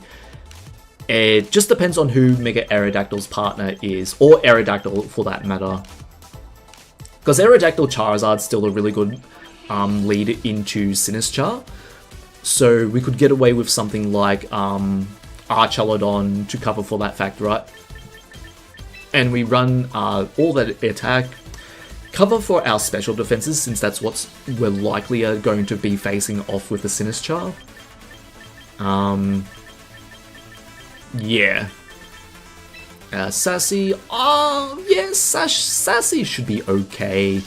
Modest is also really nice for it too, right? But sort of like dependent on what you're trying to do with Sinistcha. I'm trying to make it a little bit more of a offensively oriented Pokemon, so we're gonna trade a little bit of our defenses for our special attack. So I might run Modest, just Quiet, just to see how we do here. And then if it needs changing, we can play around with the stats a little bit later. Okay. As for Audino's movesets, we kind of can't get away with Thunder Gaming on this Audino, unfortunately. The extra coverage from Dazzling Gleam is very helpful for this team. Just a nice spread move all around. And then, do you want Protect or do you want Helping Hand? I still think Protect is very nice in case if you're not running Farigiraf, or if you need to avoid Fake Out with Sinister on the same field as you, right? So you lead Audino Sinister. Fake Out does not get affected by Rage Powder because Fake Out is +3 priority, so you would protect your Audino in that situation. So I think Protect is still very good overall. And SP spreads or stat point spreads, you probably want a similar build to this. Maybe you want more defense because Sneasler and King Gambit are so prominent, but I always like this set. The 28 points in defense allows you to survive like a lot of physical threats. You can survive 2 Kotal Cleaves from not +1, just regular King Gambit. Even like more than that, right? But like 2 Iron Heads from King Gambit, and then it's still a roll though, but like, especially if they're not Metal Coat or Max Attack, but if they are Max Attack, it's still a 2-hit KO regardless. But I always just prefer this build. This build is just really nice into a lot of the current threats in the meta at the moment, like Bastion Legion, King Gambit, even Mega Charizard, right? Mega Charizard needs to commit a Weather Ball into Audino if it wants to get it down for its partner, right? Because if its partner is only doing neutral damage, there is a chance Mega Audino can survive a Heat Wave plus, let's just say, a close combat, right? Yeah. So I just think 28 points in defense and 6 points in special defense is always a nice thing for Audino. And then you run Sassy Nature just to boost up your defense a little bit more, right? Yeah, so this works pretty well. Alcremie. Now, Alcremie on a meta Audino team. Okay, so with Alcremie, you probably want the Life Orb variant's very nice for this team. You could get away with Calm Mind, but like the threat of decorating any of these Pokemon can be so problematic, especially if you want to decorate Archelodon after you click Draco Meteorite. Because you're not running Electroshot or Rain Dance, decorating the Archelodon just substitutes that for it, right? So that means Alcremie is like a pretty big threat in terms of like just the boosting potential, but we can also deal some significant damage with Life Orb Dazzling Gleams. Yeah, and now let's just go over the moveset for Glimmora. Glimmora is a very interesting one that you could utilize for Mega Audino. You could go for Mortal Spin and just make your opponents go on a timer, especially if they don't have anything into the Audino to Oko with. Likely what might happen, if they try and double up into the Glimmora, you can Spiky Shield that, right? Otherwise, if they try and double up into the Audino, expecting you to protect, Mortal Spin is a very nice coverage move for that. However, when you run Mortal Spin, you also can't run like a coverage move, right? Because you need Spiky Shield, and then you need Power Gem for those Charizards. So it really does depend on if you think you can get away with like Mortal Spinning. However, I personally like the idea of running Earth Power on Glimmora just for that added ground coverage. Because what happens with Glimmora, if you need to come across another poison type like Sneasler, Earth Power for it is just so nice, right? And then you don't see Dragalgis that often, but like it goes well into that too, right? And it also covers for a lot of the Raichus too that you might see. Because if they go for Fake Out into the Audino, then you can just Earth Power them and then survive with Focus Sash from their partner, right? Mega Raichu X is a little bit more of a problem, but like for Audino specifically, because of those really strong Volt tackles, Audino doesn't really care about the rising voltage since it is its weakest stat on the Mega Raichu X. However, you do got to consider how much damage that will do into Audino. It's usually about 60% if they're max special attack. Actually, I will just do the calculation for it, actually. One moment, me mateys. So we go for the, oh no, I need to get my damage calculator. Oh no! Alright. Do forgive me, mateys, I'm doing this off screen, so I'll just keep on blabbering on. Yeah, so we go for the Audino, and we go for the Mega Raichu, go for the Mega Raichu X. Let's see, Raichu X. And let's assume max special attack on the Mega Raichu X. And yeah, Mega Raichu X, max special attack with timid nature, only doing 50% on the maximum roll, right? We only care about the Volt tackle from a max physical attack Mega Raichu X. Because a Volt tackle from Adamant Mega Raichu X will do 58%. Enough to 2-hit KO. Yes, sure, it's not like absurdly strong into the Mega Audino, but like usually when Audino reaches around 40% health, that's usually in range for a lot of the other strong meta threats to KO it, right? So Dire Claw, 45% on the minimum. Close Combat, 40% on the maximum. Sure, it's a high roll, but the moment you start reaching that 40% mark on Audino, it gets a lot more troubling for Audino to survive a lot of those hits, right? Let's see, Charizard, yeah. Weather Ball, 56% on the minimum rolls. So being at 40% is very problematic for Audino because it ensures that you will not get off another Trick Room, and then a lot more things can KO it from that range, right? Yeah, even Mega Staraptor with 40% close combat on the minimum. So, very good. I will just go back into it. And, yeah. So, I think for this, I do think Earth Power is just a little bit more important on the Glimmora than Mortal Spin. Now, if you had a dedicated ground type, like, let's just say Excadrill or Mudsdale, right? Mudsdale's still a fantastic option for a Meta Audino team. However, for the sake of doing something different, I just opted for Glimmora, right? So, can go for, like, max, I don't know why you'd have physical attack, but max special attack, and then your choice between max speed or max HP, but because it is a Trick Room oriented team, I kind of like the 28 points in HP, and then we can go for physical defense, since we're usually going to take a lot of physical damage. I'd reckon Psychic will just feel bad, but that's kind of what Focus Sash is for, right?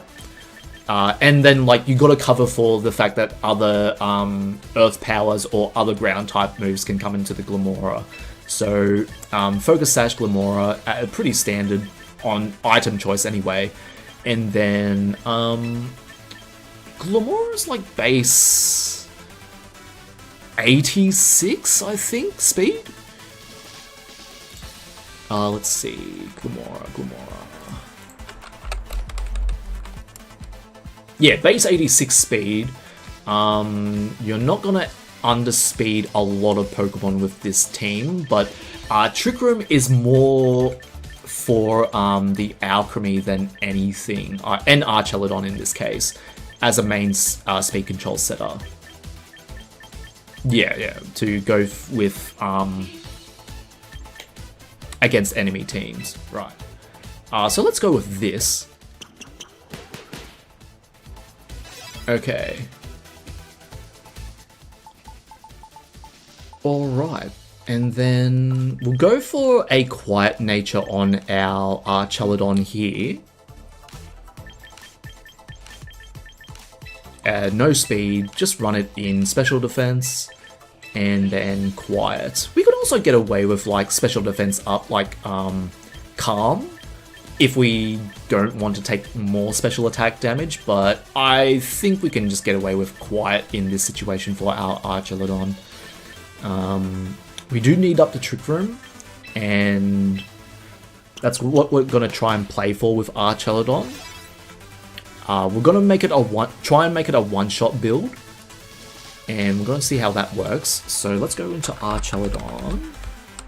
The only issue I have with like building this meta team is that I usually don't play meta Pokemon right. It's going to feel really unfortunate, like not knowing most of my calcs since I'm doing this all off the fly, right? But making a meta Audino team, you need Fake Out or a redirection. You can't get away without either one of those. And then you need a sweeper, so in our case it's going to be Archelodon, and you need ideally some spread damage too. Let's see. Sinistcha with Marchagacha, it's okay, but Alcremie with the spread damage, and then Farigiraf with psychic coverage. Let's see, going over the team. We got Archelodon, Sinistcha. Sinistcha's moves is okay. We got Psychic on Farigiraf. Helping Hand. We might want weather control, but there's no reason to put any weather on the team. Let's see. I think we can make this work a little bit. If it doesn't work out, then that's okay too, but like this is kind of my attempt at a meta Audino build. Meta Mega Audino team. So we'll go for this and see how we do. Let's just make sure that my items are correct. Focus Sash, Ockerberry, White Herb, and Citrus. So Farigiraf is a secondary Trick Room setter. Sinistcha is redirection support. We got Archelodon being our main sweeper. We have Glimorov to be a nice cover for Audino in poison typings. Archelodon for the steel types.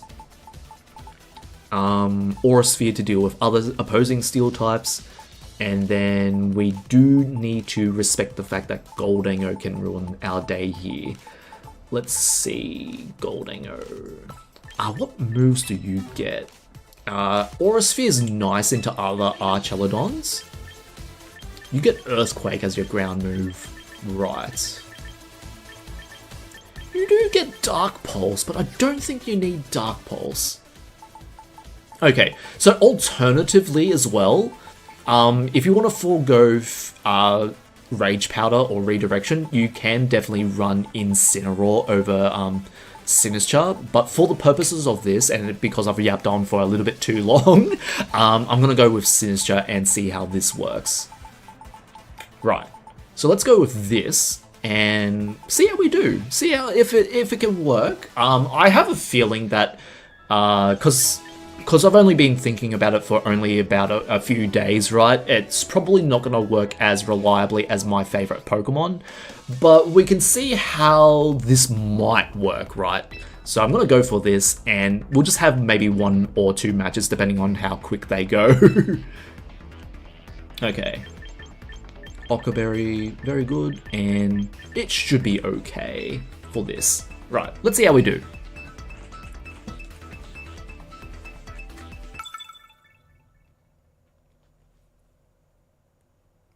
Because I'm definitely more of a favorites believer than meta, but like, we've got to give it a shot, right? Got to try it out sometime. Okay, Farigiraf, Archelodon with Blastoise. So it's a Archelodon team with a random Garganacl. Okay, let's see. I think I can get away with Mega Audino here, and then Archelodon. Let's see. Hyper Beam Sylveon would be problematic. So I think Glumora might be a little bit better here. Even though it is a rain team, right? If they do show the Blastoise first off, we can go into our Archelodon, and then Sinistcha will be nice overall too. The question is do we want Farigiraf? Against this team, I don't think so. Because they're likely to have the Garganacl for Trick Room, right? Let's go with this. Focus Sash. Actually, it might be safer to lead the Archelodon and then have us Glumora. That way we can Aura Sphere their Archelodon if they have it. That way we don't need to worry about our Draco Meteor going off. I mean, as in, like, we don't have to worry about using Draco Meteor and wasting our Wiperb. So they do use the Blastoise, so that's very good for me. Okay. Let's see. Blastoise. Blastoise is based 80 something speed.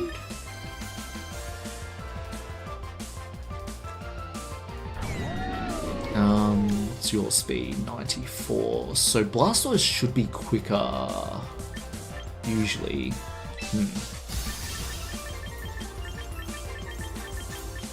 This is what getting having experience with meta Pokemon would be like, right?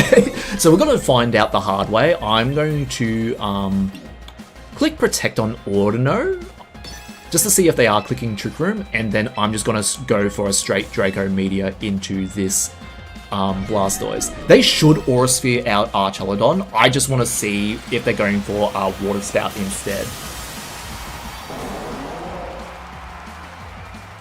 If you're Helping Hand Blastoise, that will get the Archelodon, but you do go for the Protect, so it is standard Trick Room.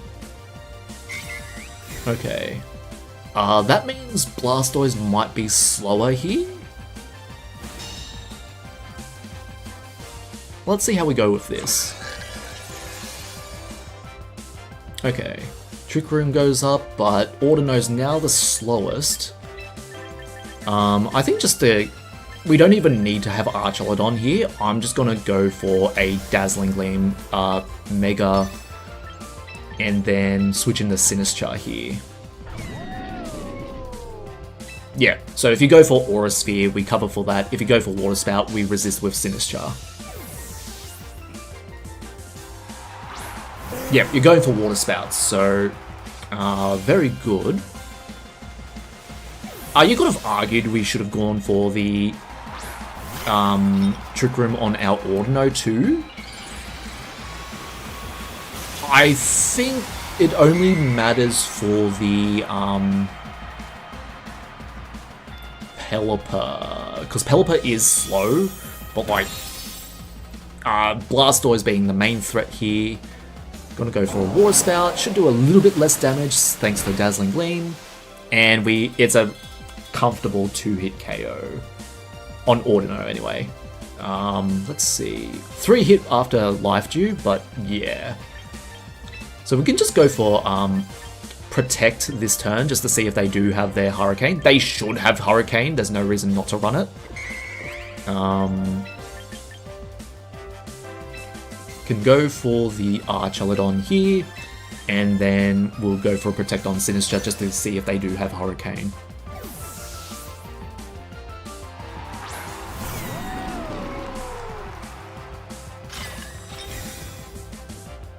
Because Pelipper is slower than Sinistcha. Yep, they do have Hurricane, so we can switch back out into Audino and then prioritize taking out the... Oh, very good play from my opponent there. Oh, that was very good play. Okay, so they read into the fact that we were just base Audino and they went for the Aura Sphere. Oh, that was very good.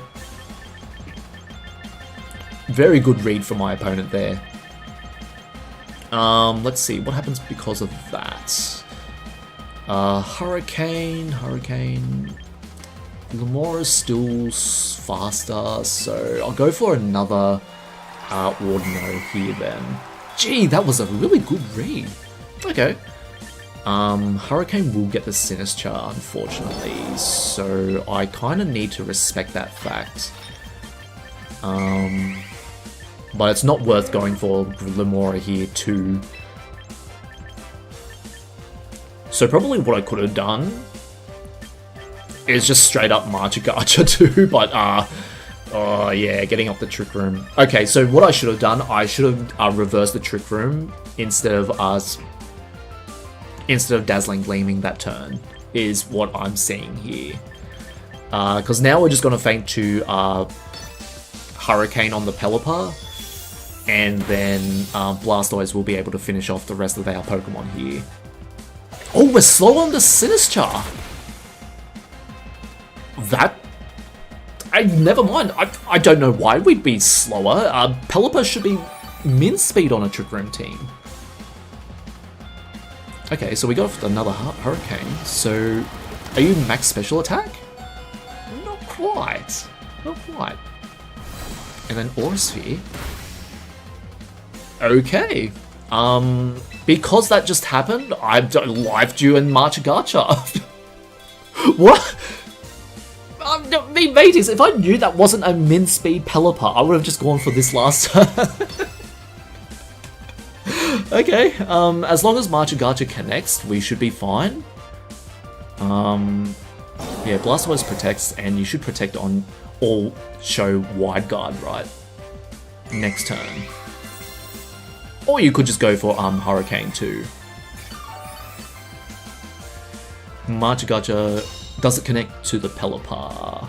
Oh, unfortunate miss there. So they do set up Tailwind though.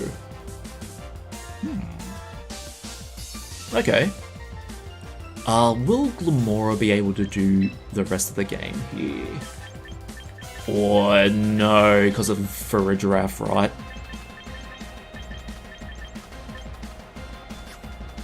Okay. Go for the Trick Room.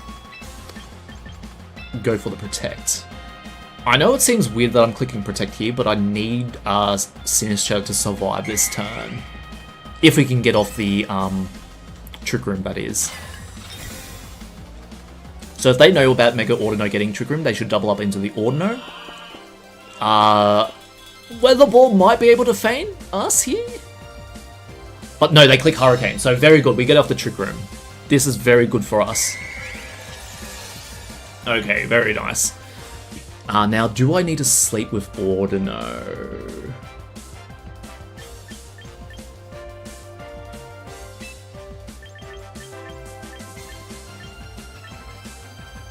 Or sleep, attack, heal? Oh. I think I can get away with healing. Oh. Yeah. And then we gotta pray that Marchigacha connects, right? If it doesn't connect, then we kind of just lose off of that. Because we need to KO this Pelipper now.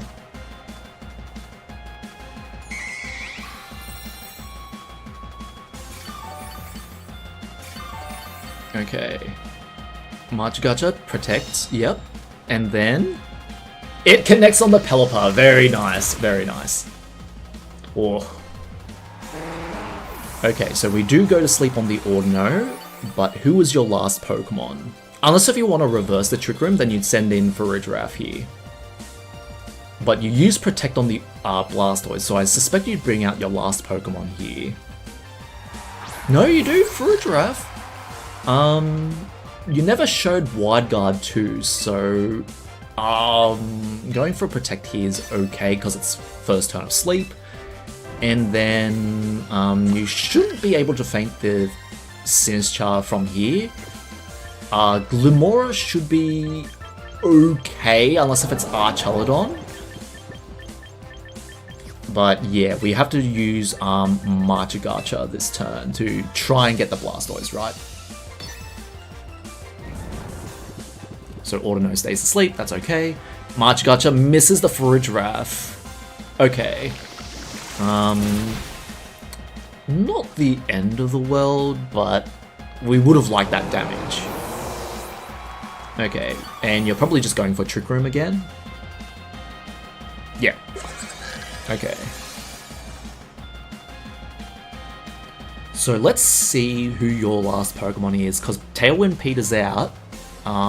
It's just going to be between who can outspeed each other and if we need Trick Room. Okay. Are you max speed Archelodon? That's the question here. How speedy is this Archelodon here? Let's see.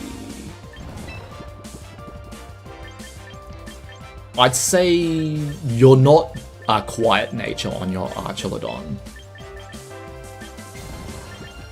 I'll protect the Audino just to avoid the Flash Cannon probably, or Electro Shot. And then, since just 81 speed, so I think just a raw Shadow Ball might be able to go good here. Audino wakes up, that's good. Okay. Right. Flash Cannon, very good, very good. And what's the Farigiraf doing? Okay, 3-hit KO. Maybe we can get away with Trick Rooming then. Psychic.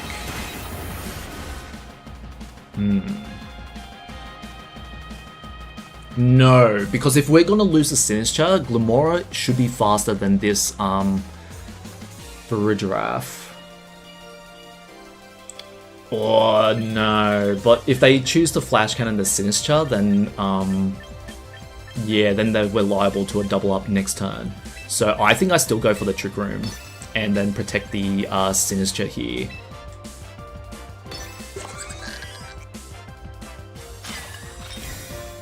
Alright, let's see what we can do for this. Flash Cannon shouldn't faint the Audino. And then we survive on the... Yep. Very good. They don't click Psychic into the Audino, so that's very good for us.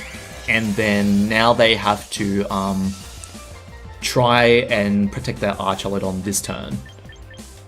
We should be able to survive a Psychic maybe after Life Dew. I think we can get away with Marchagacha this turn. Because their Archelodon's Life Orb, they're not recovering over time, they're going to take damage over time, so I think we can get away with Marchagacha in here. Next turn we Trick Room on the Audino, if we don't faint of course, and then hope that we can KO the Farigiraf with after we expend Sash on the Glimmora. That's kind of what I'm thinking here. So Marchagacha just to get as much HP back. Yeah, so they do protect the Archelodon, so that's what I was covering for.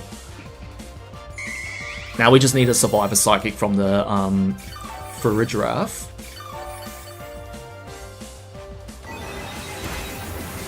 Oh, it's not enough. Oh, that's unfortunate. Okay, let's see. Does make things a little bit more problematic, but we should be able to Earth Power this Archelodon anyway. Okay, so we'll go for the Dazzling Gleam, and then we'll go for the Earth Power.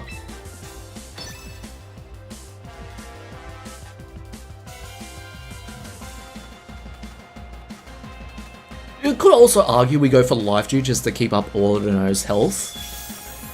But we need to remove the Archelodon.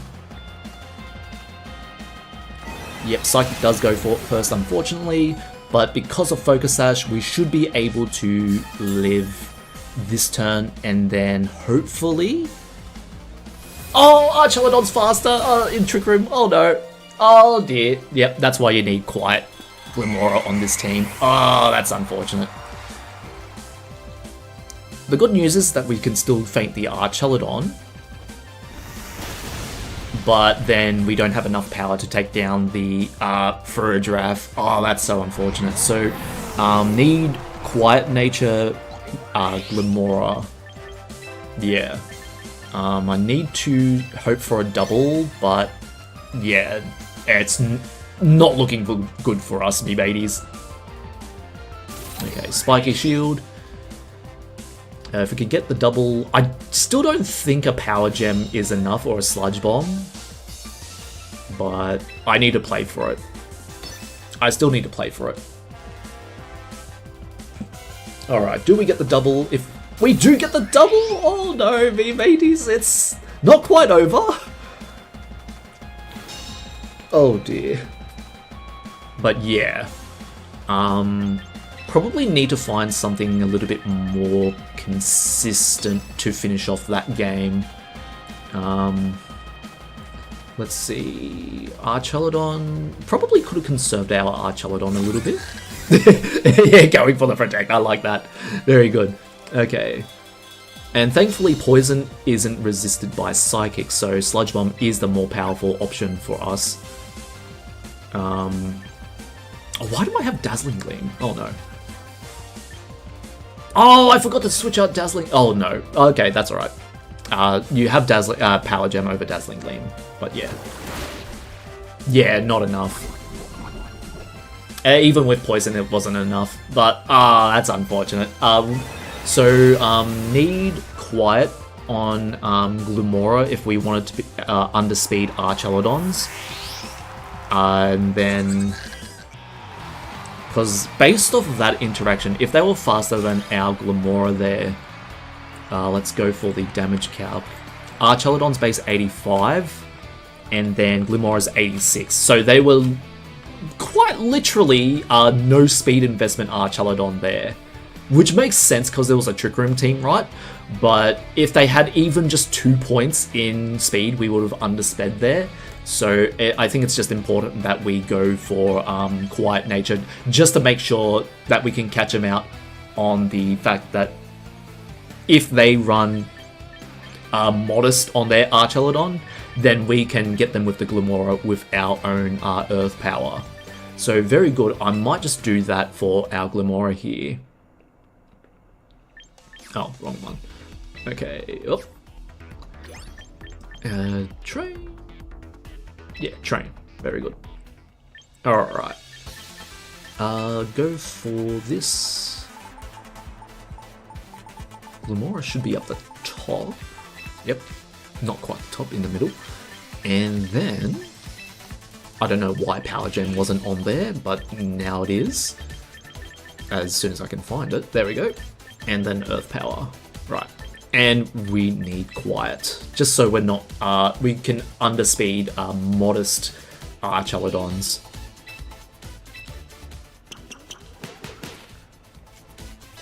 Alright. Let's go one more match, see if I can make it work. And then we might end the stream off of there. Okay. And then I've got to also record some videos because I saw the maintenance notice was for Wednesday at 2 AM UTC, so I should be able to have enough time to upload another video after, not after the stream, but like record another video after the stream. Alright, well, me mateys, I hope you've been enjoying the stream so far. Be sure, if you really enjoyed it, like the stream, give a comment once it's over, and yeah, just show the support for Pokemon Champions content, right? Okay, Scizor, T-Tar, Sneasler. Okay. Scizor is still a bit of a problem for this team. Let's see. More of a problem than I gave it credit for. Okay. Right. We can lead Farigiraf because they have two priority options, right? Then, against this team...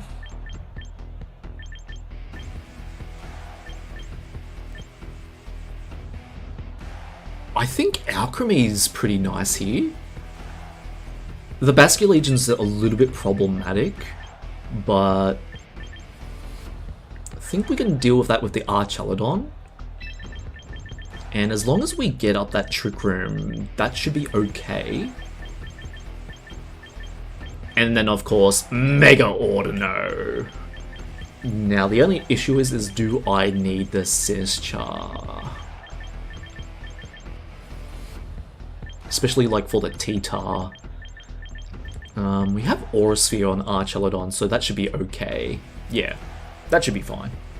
Alright, let's see how we go with this. So last match, me mateys, and then we'll say goodbye for now. Alright, show me what you got. Scizor Sneasler. So I'm very glad I led for a draft for this. Otherwise, we'd just be taking a lot of damage, right? So very standard here. They're probably just going to go Bug Bite into Farigiraf and then Diaclaw into the Alcremie. That seems very plausible here. Let's see, Bug Bite and then Diaclaw. So we have a 10%. Well, we have a chance of surviving the Diaclaw with Alcremie. Oh, Bug Resist Berry would be really nice here, actually. I'll still go for it. And then, Mystical Fire, right? Oh, they Bullet Punch! Oh, in front of Farigiraf. Oh, that's unfortunate. All but Poison Jab will get the Alcremie. Ah, that's unfortunate. Very good, but we do get off Trick Room as a very nice silver lining here. So protect the Alcremie, yes. Oh well, that's alright. Let's see. We can go for Archelodon now, I suppose. Aura Sphere is not going to do too much into this Sneasler, but I think now I just go for Psychic onto this Sneasler, and then... Oh, Scizor, sorry. I mean, I go for the Aura Sphere onto the Scizor, but it won't do that much damage overall. And then Psychic the Sneasler. Scizor is slower than Archelodon, so I want to cover for the fact that they might be running Close Combat on Scizor for some reason. I've seen it before, it could happen again, so I'm just going to protect the Archelodon here.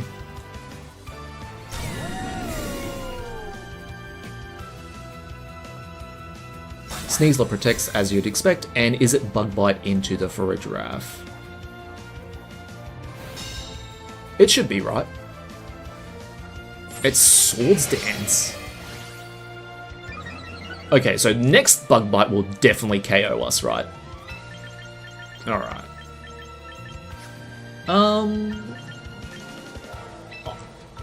Did show that I was faster, so you should switch out right. Protect the Farigiraf, and then let's go for the Aura Sphere into the Scizor. Yeah, not having fire coverage does feel a little bit weird, doesn't it? Let's see.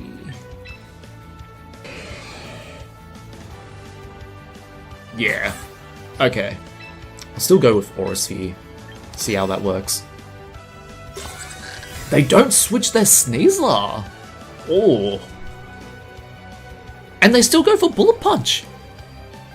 Do they not have a Bug Bite?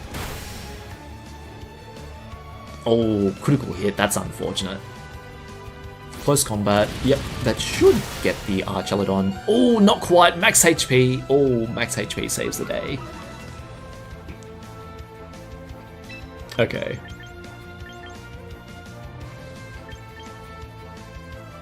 Will they protect their Scizor this turn?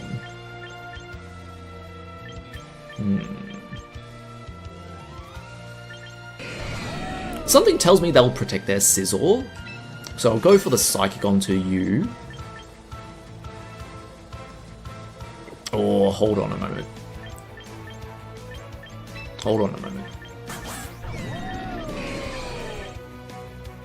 No, because it was a critical hit. I don't think they're liable to switch it out. I mean, they're liable to protect it. So I'll try this. This should get the Scizor. but they can pretty much go for anything, right? Because Sizzle is slower than Archelodon. Yeah, they go for Bug Bite. There goes the Fur Giraffe, unfortunately. And I think that's probably a loss from there. But we do get off the... Oh, yeah, Citrus Berry. That's right. Bug Bite. Let's see. Life Orb. And so, will this KO then? Or not quite. Yeah, no, we lost off of that.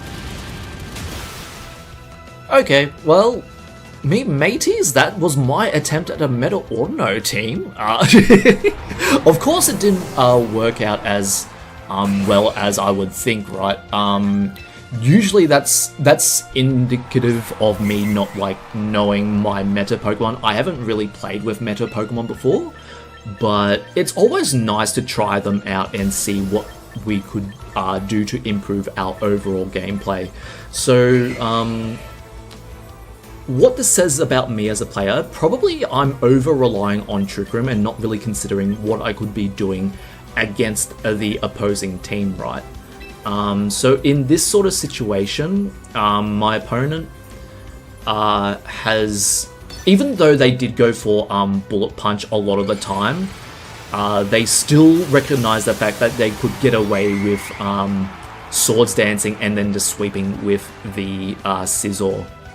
And so what I need to consider, right, I need to better prepare myself with coverage options into one of the most prominent types being Steel, and having Fire coverage would have been more beneficial in that situation. And because my opponents did realize, Trick Room, you just stall out Trick Room with Double Protect, what can I do there, me mateys?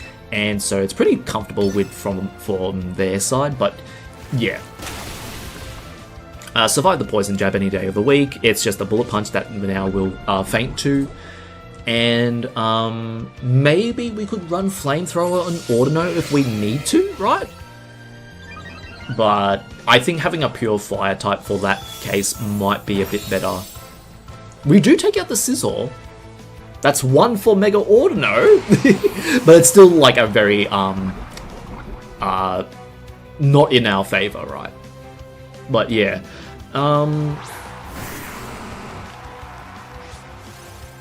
in my opinion, right, if you're thinking like, oh, should I run a more meta composition for Mega Audino, my advice is play, it's gonna sound very weird, but play without the Mega Audino, right? You play without the Mega Audino and then you try and learn these other Pokemon, because what I'm finding, right, it sounds really weird at first, but just stick with me on this. You play without Mega Audino, so you're not focusing on trying to get the Mega Audino to work with the meta Pokemon. You want to learn the meta Pokemon first, and then you can slot in the Mega Audino, because by this time, me mateys, we already know how Mega Audino works, right? We already know what it's capable of doing and how it can survive, and what are some of the thresholds that might get the Mega Audino. But the main issue is, for me at the moment, is not enough experience on these meta Pokemon, or at least, you know, Archelodon, Sinistcha, and Farigiraf. And then probably what you could also see with a Mega Audino team too is a secondary Mega if you need like a prime offensive option. That's why I was kind of going on about like Mega Raichu X being like a really good partner for Mega Audino, just with the like the Oko potential that you have with Volt Tackle. The only issue is like if you want to get into the subjective talk of like, oh, is it really a Mega Audino team if Mega Raichu X is taking all the victories with Volt Tackle, right? And me mateys, I'm not going to even answer that, right? It's up to you how you want to play Pokemon. But, you know, we had a really good shot with Mega Audino in a meta team. It's just down to my experience not really pulling through here with the meta Pokemon, and we saw more than a few losses in this stream, which, you know, unfortunate, but like, it is what it is. I guess the main thing is like,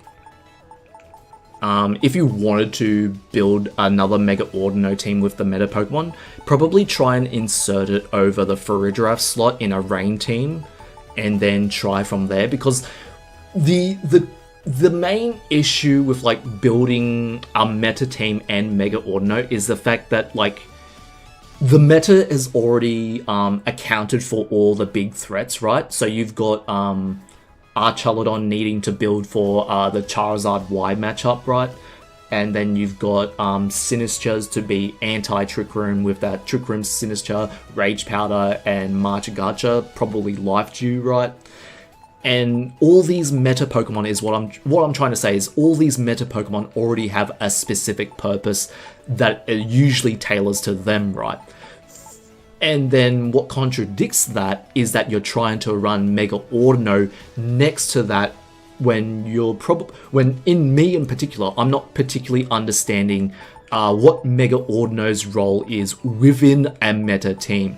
So far to me, I just want Mega Audino as a Trick Room setter, primary Trick Room setter, but then it comes into conflict with like Farigiraf being overall like, you can't really get away with calling Farigiraf not a better Trick Room setter than Audino because it has Armor Tail, but like because it does have Armor Tail, it just does Mega Audino's job a little bit better in terms of setting up Trick Room, but it also allows for Mega Audino some leeway as a secondary Trick Room support option, right?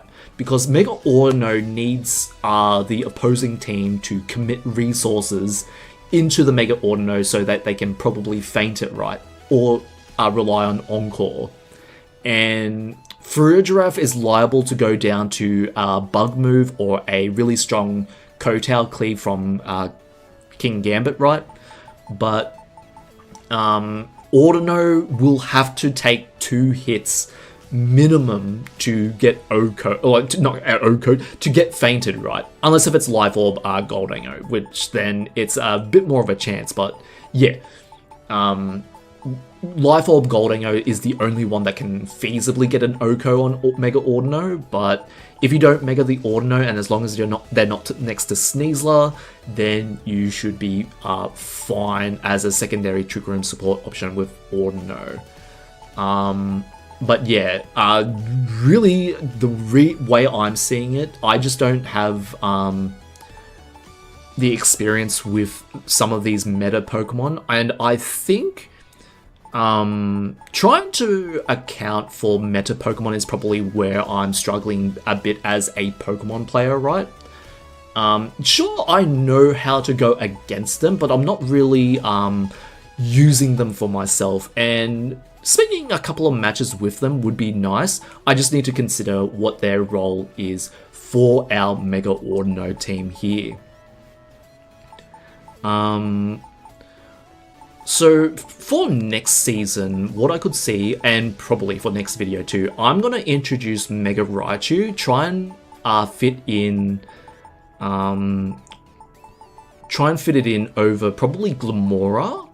I know it seems a little bit weird not having Glimmora. I mean, maybe it doesn't seem weird not having Glimmora for this team, but having a Fake Out user, like the threat of Fake Out over Glimmora might be a bit better. And then it also covers for Charizard Y, right? And if they're max speed Charizard, a little bit hard to account for, but we can Trick Room that. Or we could go for a Tailwind user in Volcarona if we need to have a different Rage Powder slot, but otherwise that all plays into the team building mind games, right? And I can go on forever saying what we could account for, but I think it's probably better to show the results rather than talk about it all the time. So, me mateys, thank you so much for watching this stream today, because that will be it for this stream. I really appreciate your company here today, me mateys. We did see a bit of more losses than wins today, but you know, such is the way of Pokemon. It's up to me to try and get better at Pokemon, which is what I'm trying to do. And yeah, I think I'll leave the next season for trying for a dual Mega, because climbing past 1700s is going to be the main focus point for me as a player in Pokemon. What I need to do, I need to recognize how to use Fake Out with Mega Audino, and if our Fake Out option is going to be enough to account for the fact that we're going to be running Trick Room, so will our offense be enough with our Fake Out option? Because with like something like Mr. Rhyme, we can't really rely on Mr. Rhyme's defenses to get through the first turn, right? We can click Fake Out onto one of their Pokemon, but the offense coming from their partner Pokemon might be enough to overwhelm Mr. Rhyme anyway. So we could just be playing with one Pokemon dealing the offensive threat and then Life Duty Audino, right? So really something we got to consider, but the first thing first is just to play it super standard, not worry about like all the reads that they can do, and then go for the bread and butter of your team, like I mentioned before in a couple of videos ago. Play for the bread and butter, make sure that the bread and butter's working, and then, what I mean by bread and butter, I just mean like the standard combos, right? So Trick Room Protect, Trick Room Fake Out, Trick Room Rage Powder. If that works, great. Then we can start introducing some hard read plays, right? Plays, and then, you know, like I did with Primarina, Moonblast when I should be protecting in that situation, or go for a surprise Shadow Ball if I'm running Sinistra, or something like that. But yeah, what I'd like to go for next season, if I haven't said it enough already, is Mega Raichu X in the dual Mega form, right? Mega Audino and Mega Raichu X. The last time I tried it, it felt really good to have as a secondary Mega option, and also as a way to account for other Mega Raichus, right? They have to KO the Raichu with Focus Blast on the Raichu Y, and then KO our Raichu with probably something like Drain Punch or something on Raichu X. That way we can Mega the Audino and then just click probably Flamethrower or Dazzling Gleam with the Mega Audino. And then we have our standard team to back up with that. And by standard, for me, I just mean my favorite Pokemon, right? And then, of course, like, you're also asking, like, the mental game of it, right? Do you do better with your favorite Pokemon, or do you do better with meta Pokemon? And when you're coming up to this point, I think it's good to ask yourself, like, are you playing for your favorites, or are you just playing for the meta? And if you ask yourself that and get a concrete answer on, like, I'm playing for the favorites, then yeah, you probably do better with your favorites.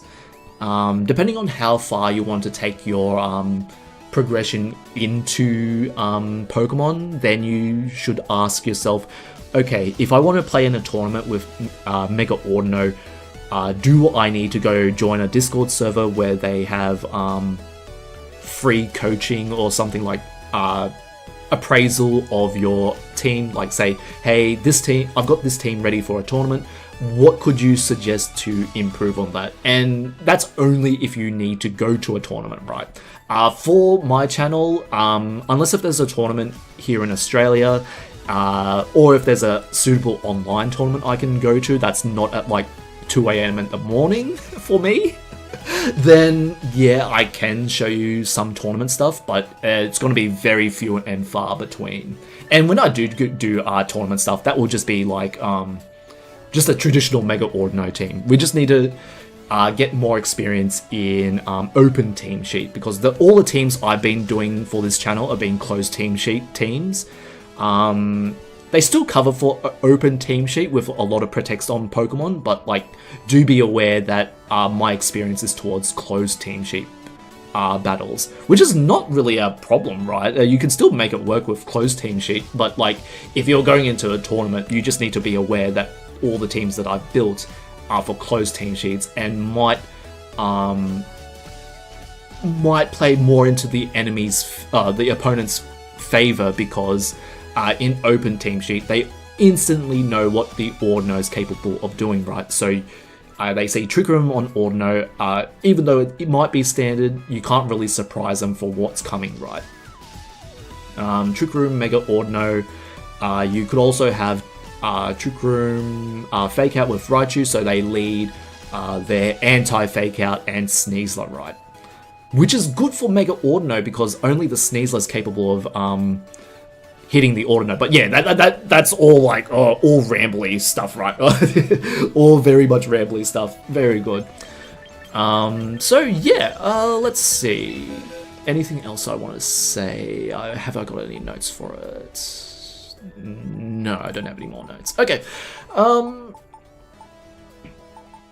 Yeah, so I guess a little bit of a retrospective. I think this season for me was very nice. I explained all of this in my previous video in the Talk Hole one. The team I previously used with Armarouge, Primarina, and Meowscarada were very nice, right? They handle a lot of what this team needs to do to succeed very well.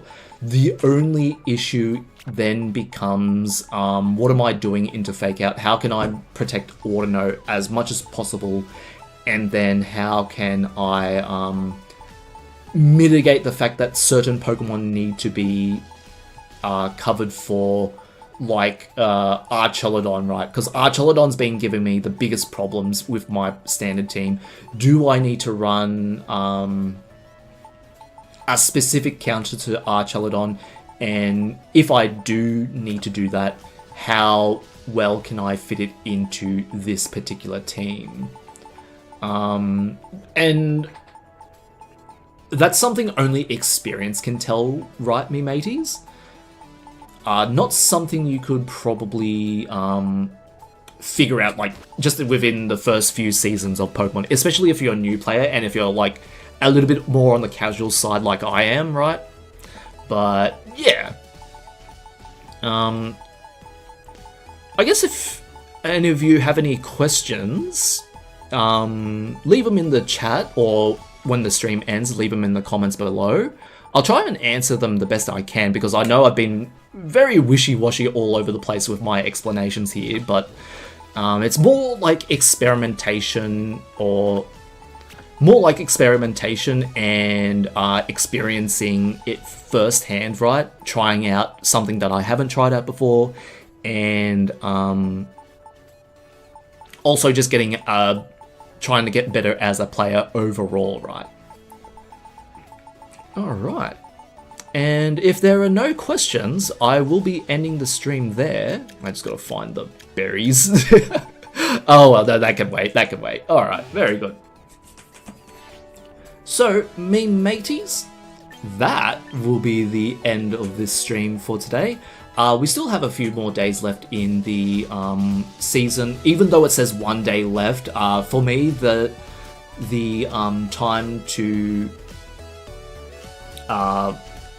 time for maintenance is on Wednesday, 2 AM UTC, which is usually like 2 PM for me, or somewhere close to there. 12 PM to 4 PM for me. So I should be able to get up a recording of a video for tomorrow, and then another video tomorrow for Wednesday. So very good. We shouldn't see a drought of content like our last season, hopefully, and I should be good to go from there. Okay. Very good, me mateys. Thank you so much for watching. I'm Vuvi Yaloovie, and I will see you in the next one. Ta, and